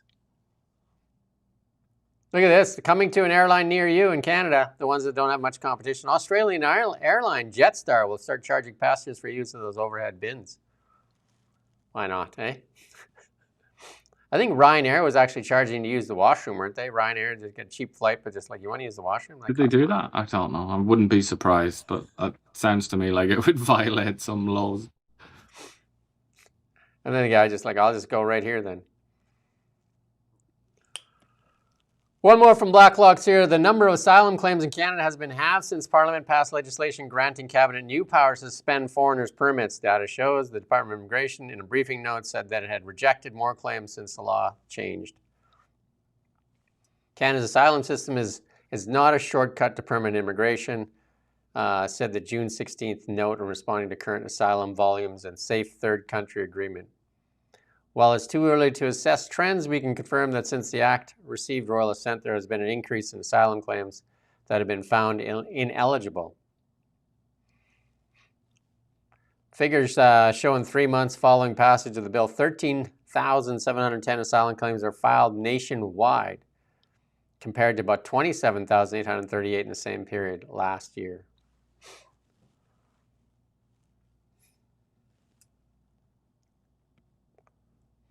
The United States is home to about 10.9 million illegal immigrants, according to a 2024 report by the U.S. Office of Homeland Statistics. You mean when they had that open border with Joe Biden and Kamala Harris doing that? I didn't see nothing. What open border? And they asked her to Kamala, I remember that. Did you go to the border? Why? I went to South America. Is that the border? What a clown. What a clown. SpaceX. But this is, this is good. This is more good news, I suppose. These are crumbs. SpaceX held their earnings call yesterday. You go watch it, go read it. It's worthwhile. I think one of the most consequential companies on this planet right now. Some of the stuff they're doing, like, it's just crazy. Like, you go read that and you just go like, this guy runs how many companies? And some of the most consequential companies this planet's ever seen. Tesla, SpaceX, Neuralink, the Boring Company, and then a whole bunch that are buried underneath SpaceX. So you think about what's in SpaceX. Starlink, which is the largest global communications company in the world.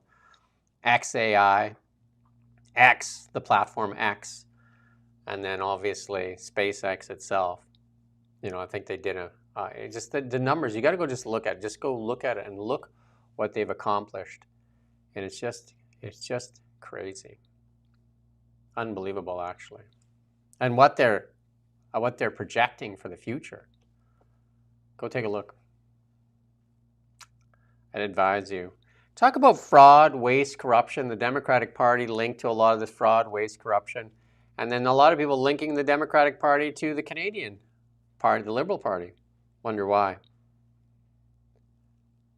And listen to this from J.D. Vance. All stars of the Trump administration, that we have been able to identify $230 billion of fraud just since the fraud task force was set up. And that's frankly by conservatively estimating it. Andrew and I had a meeting in my office last week, and he said, do you want to estimate it conservatively or do you want to estimate it aggressively? And I said, well, I kind of want to estimate it aggressively, but then all you people will criticize us. So let's estimate it conservatively so that we can give the American people the most rock-solid explanation of how this task force is working to protect their money. We've been able to stop $56 billion in fraudulent payments that would have otherwise gone to fraudsters rather than to the people who need them. And in the process, we've saved, obviously, the American people a lot of money. But as much as we've done and as much as we've had great successes, and this brings me to my final point before I kick it over to Andrew, this effort will fundamentally always have a limitation unless our colleagues in the House and the Senate are working with us. We don't want the next administration, whoever, God forbid, you're going to have President El Sayed in 3 years. We don't want him to undo all the incredible work that we've been doing when we've been taking out the fraudsters and saving the American people money. And in order to make this really work, we need our colleagues in Congress to really codify some of this stuff, to make sure that it becomes law. And again, this is the sort of thing where, while I see only Republicans surrounding us to. That's a lot of fraud, eh? It's a huge amount of money, isn't it? But then again, I don't know. This is going to have to be poured over and explored, isn't it, and laid out. But if that is the right number, then that is just unimaginable amounts of money, isn't it? Listen to this from Joe Rogan.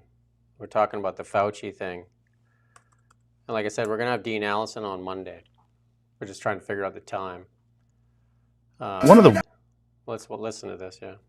Wildest things now is during this Fauci trial. You're not seeing any coverage of it on mainstream media, except I saw one of those stupid panel shows on CNN where they were saying no one cares about this. We should care about what's happening right now. America doesn't care about what happened 5 years ago.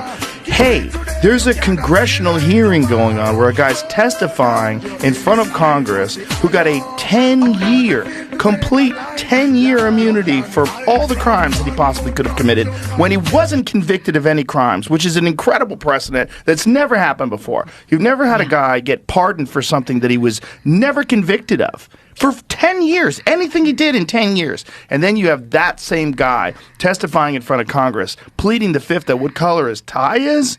If you don't think that's news, you're out of your fucking mind, and you shouldn't be calling yourself the news, because you're just a propaganda arm for whatever pharmaceutical company is paying for your advertisements. What you're doing is nonsense. This is definitely not news. That's a big issue for most Americans who went through that. People who lost their jobs. People who had to take a vaccine in order to go to work and got sick from it.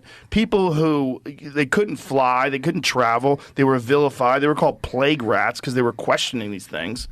And here we are. Here we are with CNN saying this is not a big deal. Why are we concentrating on this? We have so many issues right now plaguing this country. Yeah, guess what? We can concentrate on those too. We can look at everything. That's what you're supposed to do. That's what the news is supposed to be. You're supposed to be telling you. You're not supposed to be the arbiters of what we can and can't concentrate on. That's ridiculous. Apparently, if it makes the people on that side of the party, the political spectrum, look bad, we shouldn't look at it. Same thing goes on here in Canada. The media definitely, they don't like to cover the stories that Iain and I cover. They don't like that. Like, I mean, do you think they're doing that LGBTQ story today? Do you think that's one of the CBC's top headlines? That the stat was 400% increased just to kind of like get a narrative? Do you think they covered that today?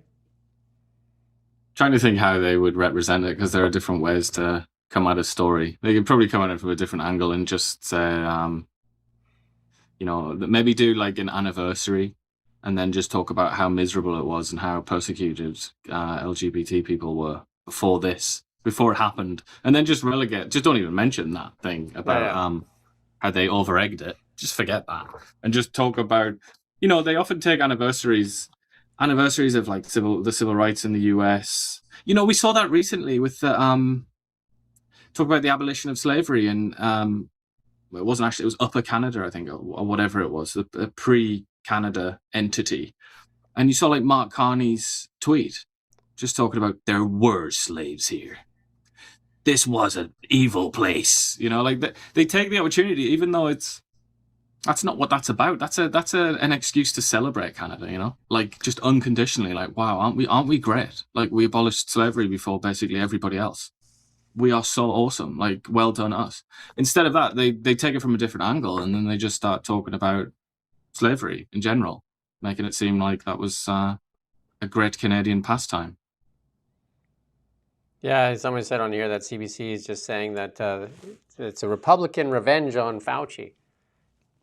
Why don't you just read the diary entries? Read the diary entries and then ask yourself, what did you do to question power at that time, CBC? What did you do to question power?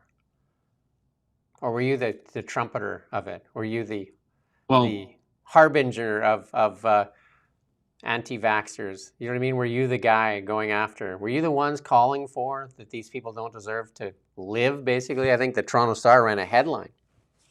Like, these people don't even deserve to live. I don't think there's some of the headlines were just atrocious, absolutely atrocious. I mean, I remember talking to our newsroom and said, do not use the term anti-vaxxer anymore. Because again, they create the word, create all the hate around the word, and then they just want to smack that label on you, right?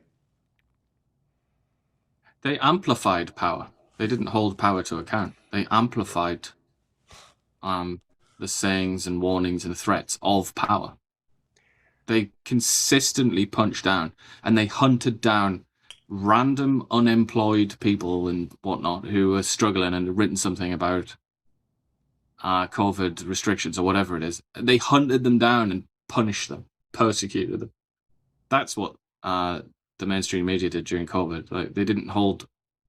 I can't think of a single instance where they held power to account during the entire episode. Canadian Jews should be offered asylum in the U.S., and that's from a think tank. I did that interview with Lauren Cohen there, too. I should get her in again. Actually, she's helping many Jewish people move to the United States as well. Canadian Jews should be offered refuge in the United States due to surging anti-Semitism. A former Ontario resident, U.S. think tank, has said. Joe Roberts, the executive director of Jewish Tulsa, said, with the urgency around the challenges and inaction we see in Canada, an asylum pathway makes sense when a country, whether it's foreign dictatorship or an ally, is unwilling to take care of the challenges of a minority group. It's one of the promises of America to extend a hand and provide a pathway. Separately, the American Enterprise Institute think tank said last month that U.S. should offer asylum to Canadian Jews who, per U.S. law, have a credible fear of persecution on account of their faith or ethnicity.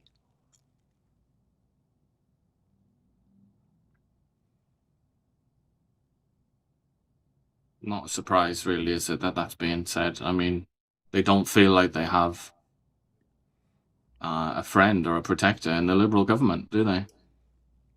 And can you blame them? Just listen to the sort of things that they say, the Liberals, while they pander to the much more numerous voting blocks that despise Jews and despise Israel. You have to look at the similarities again, and they're getting the ties between the parties are getting more and more obvious. They're not even really hiding anymore. We had Alex Soros up here with Obama meeting with Mark Carney. We had Jolie meeting with Alex Soros. We now have a Democratic operative working for Mark Carney as his chief of staff kind of thing, chief operating officer. Never done before. And then if you look in the United States, look at this. This is the Financial Times. Breaking news. Abdul El-Sayed has defeated Haley Stevens in the high-stakes Democratic Senate primary in Michigan. And how did he win this thing? He basically has an anti-Israel policy, right? Yeah, El-Sayed is a communist loser. This is Donald Trump's post, who hates Jews and Israel and is projected winner in this race. Now the Democrats, crazy policies, this is Trump, will only get worse as the Democratic candidate El-Sayed will face Republican former Congressman Mike Rogers, likely one of the most competitive and expensive Senate races in the country. And El-Sayed is a 41-year-old former public health official who is endorsed by none other than, ready for it?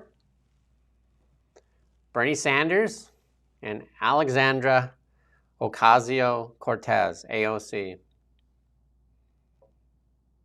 The Democratic Party, even Bill Maher and them, the Democratic Party is like, you think it's rough in Canada right now. If these Democrats win, look to Canada to go like completely full spectrum. Like you're going to have to, as they say on the Star Trek and the Borg, assimilate. So you can either right now speak out or get ready to assimilate. Which one do you want?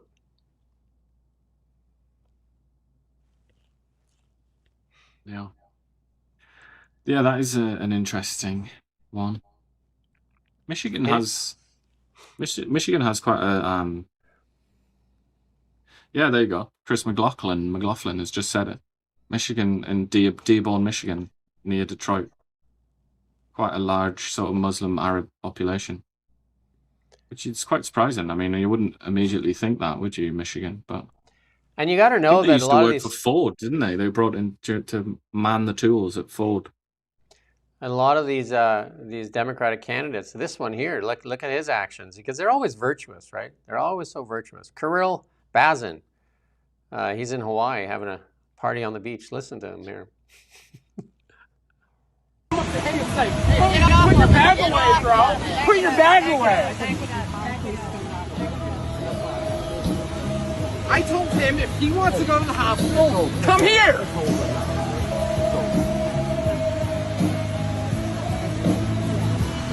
It is over.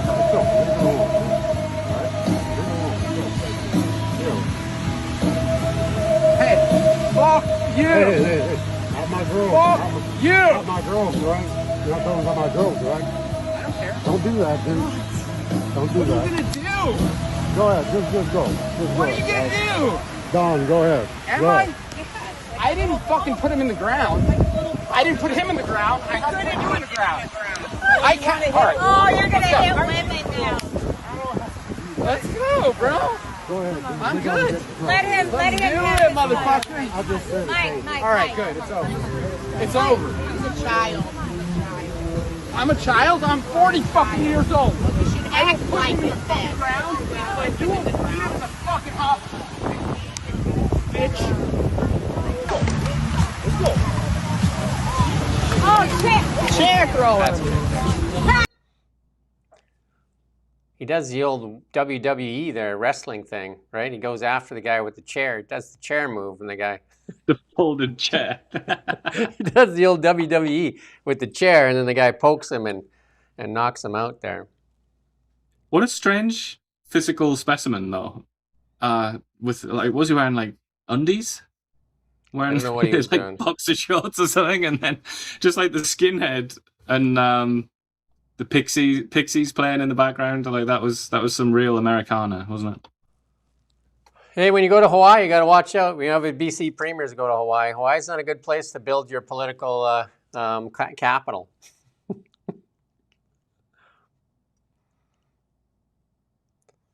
Another one from Financial Times. Like this Russian war continues to drag on, but it looks like they're starting to ramp up with their attacks on the city of Kiev.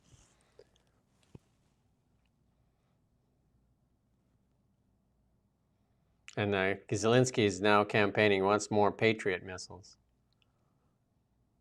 Well, there was a story in, we haven't got it, but CNN ran a story suggesting that the United States has now used something like 80 or 90% of its interceptors.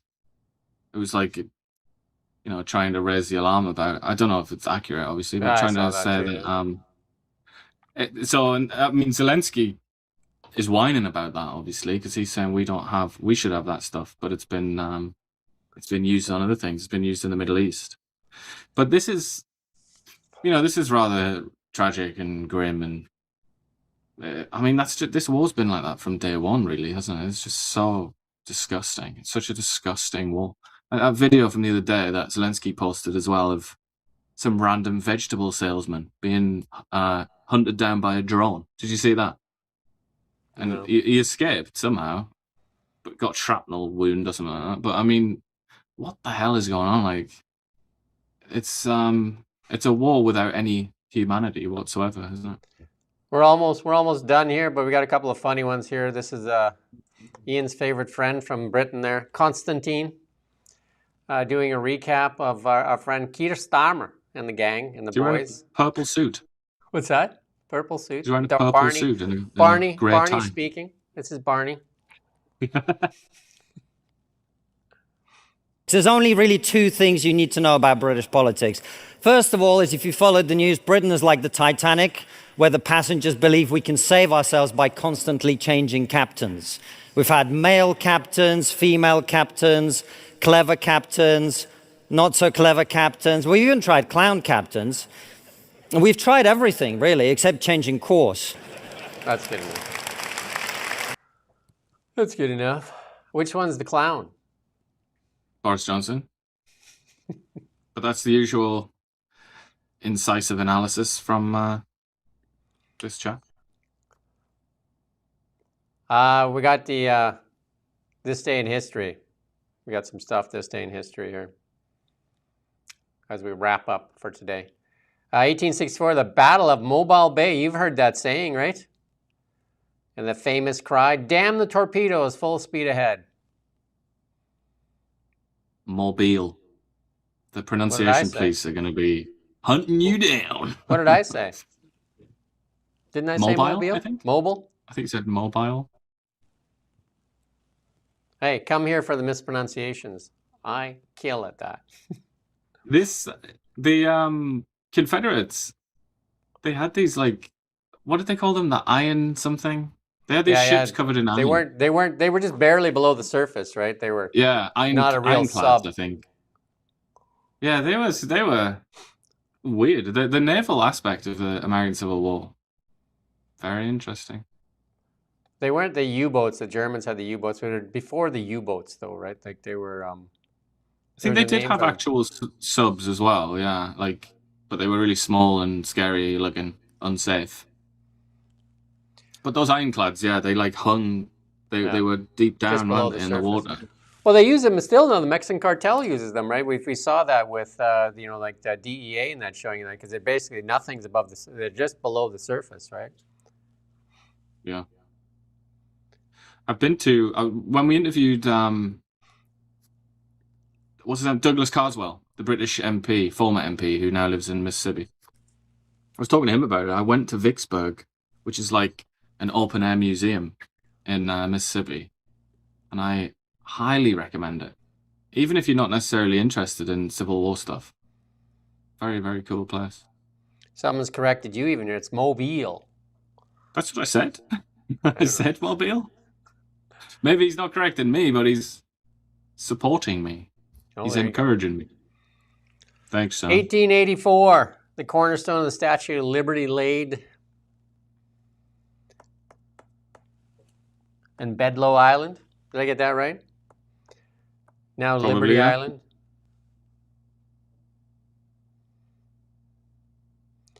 1914, the first electric traffic light signal. Remember that? Just imagine that. They're everywhere now, eh? But the 1914, the first one was installed in Cleveland, Ohio.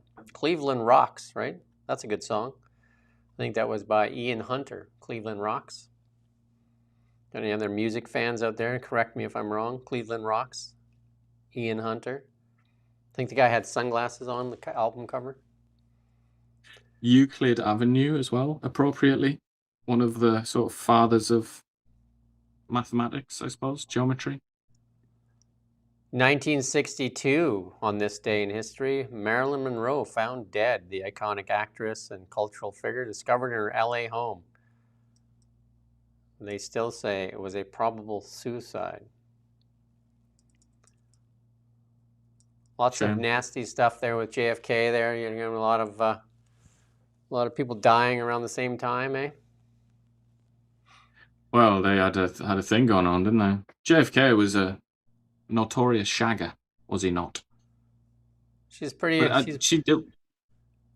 Some people have said that it wasn't a suicide, haven't they? That she just took too many drugs or whatever, but I don't know. Sad anyway. She's iconic for sure. There's a new documentary out on Michael Jackson. I haven't watched it yet.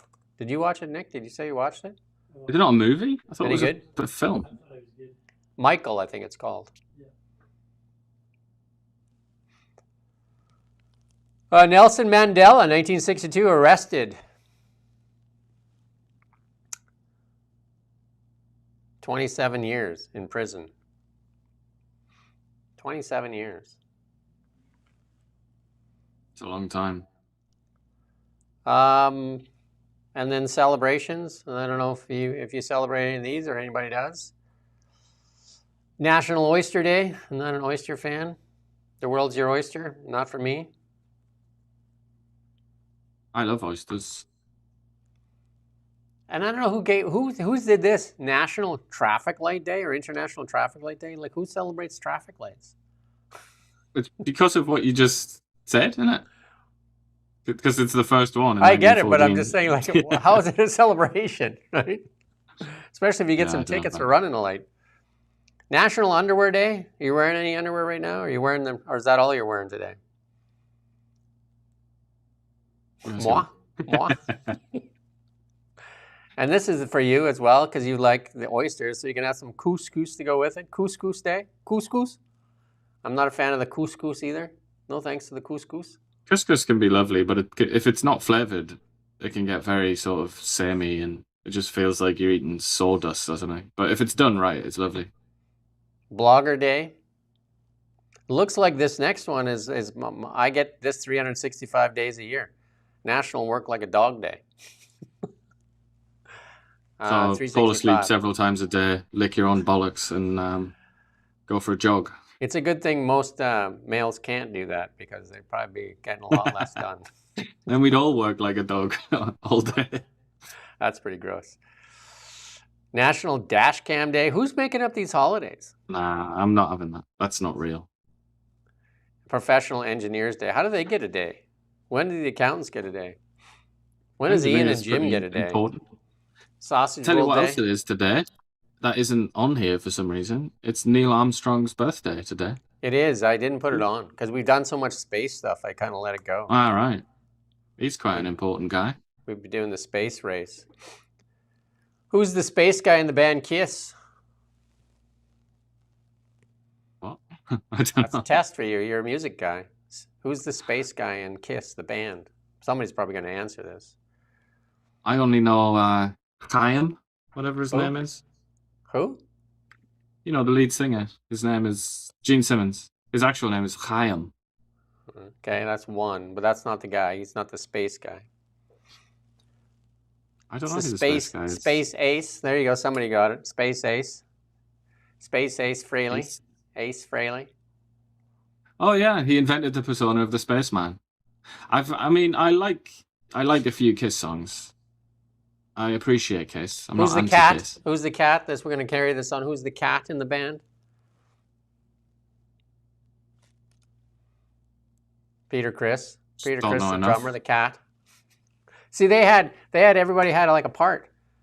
And what did the Rolling Stones have? Just debauchery, right? Good music and debauchery. Keith Richards. Well, the music was a bit better, wasn't it? From the Rolling Stones.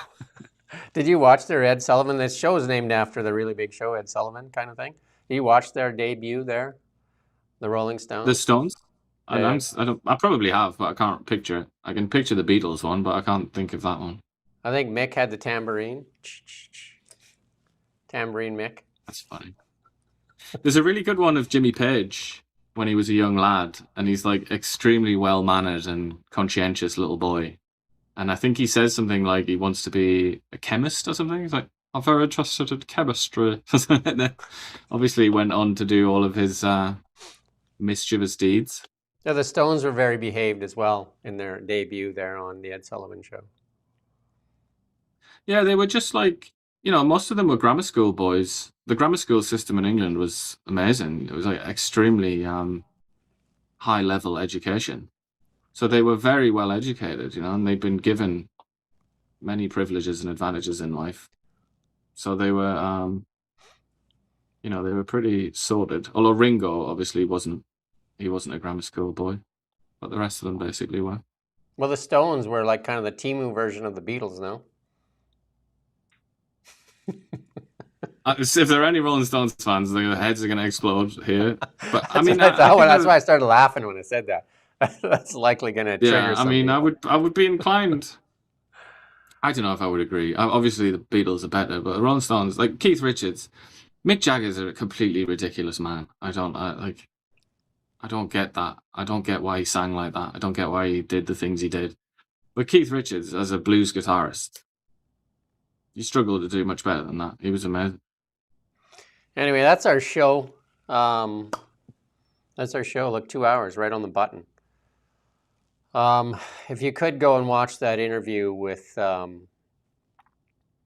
U.S. Ambassador to Canada, Pete Hoekstra, we'd appreciate that. Share that far and wide. We also did a great interview with Martin Pelche yesterday.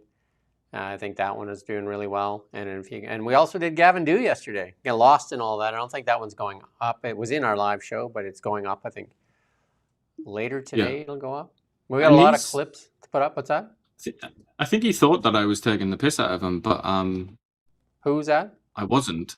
When Gavin Dew answered that question on artificial intelligence, I think he thought I was having a laugh at his expense, but what I said, it was like very surprising to hear that level of depth and interest in that subject. So it's worth listening to that. That is an elected official in Canada who has actually thought about things like technology and artificial intelligence, which is rare, I think, quite interesting. And again, I think the message we want to leave you with is our headline here: hiding behind false virtues to secure power. Get the truth out there. Get the truth out there, right? And spread this show far and wide, and get it out there. And we do thank the moderators for sure too. And we thank everybody that wants to get involved in the show. We're really appreciative of that. We've had some people on the show. Global Traveler's been on with us twice, actually, too. So, I mean, I think, a lot of people, the community, I think a lot of the people we get to know, actually, right? And at some point, it'd be great if we ever had a bus. If the show gets big enough, we'll get a bus. We'll make sure we take you along with us. Iain and I are going to try and head down to Washington there and see what we can do for interviews. And see if we can talk Nick into joining us, to be the cameraman, unless somebody else wants to step up and do that job as well. Maybe the Global Traveler will meet us in Washington to show us the sights and sounds. Isn't he in Missouri? That's quite St. a Louis. trek. St. Louis. That's a hop. We'll go and interview Abraham Lincoln's statue if we have to. We could do all the things. The really big bus. Yeah, I like that. The really big bus with a big sausage roll. Maybe we contain the Oscar Mayer Wiener bus. Hey, the old Oscar Mayer. Mm. Anyway, we're getting punchy. We'll see you tomorrow morning, 9 a.m. PST. Bring some friends. Have a watch party. Have a tailgate party, watch party. And then we should tell you what the thing is tomorrow. And if you want to send in photos wherever you're at, we'll put them up on the show too, to show us where you're at. And a lot of people, they say where they're from in the morning: Nova Scotia, Fraser Valley, that kind of stuff. You want to show us? We'll share some of those photos. We love to share. And we really appreciate you because you matter. And that's what the media should be responding to you. They shouldn't put the government first. They should put you first because we're the go-between between the government power and you, right? That's our job. Anyway, until tomorrow. Cheers.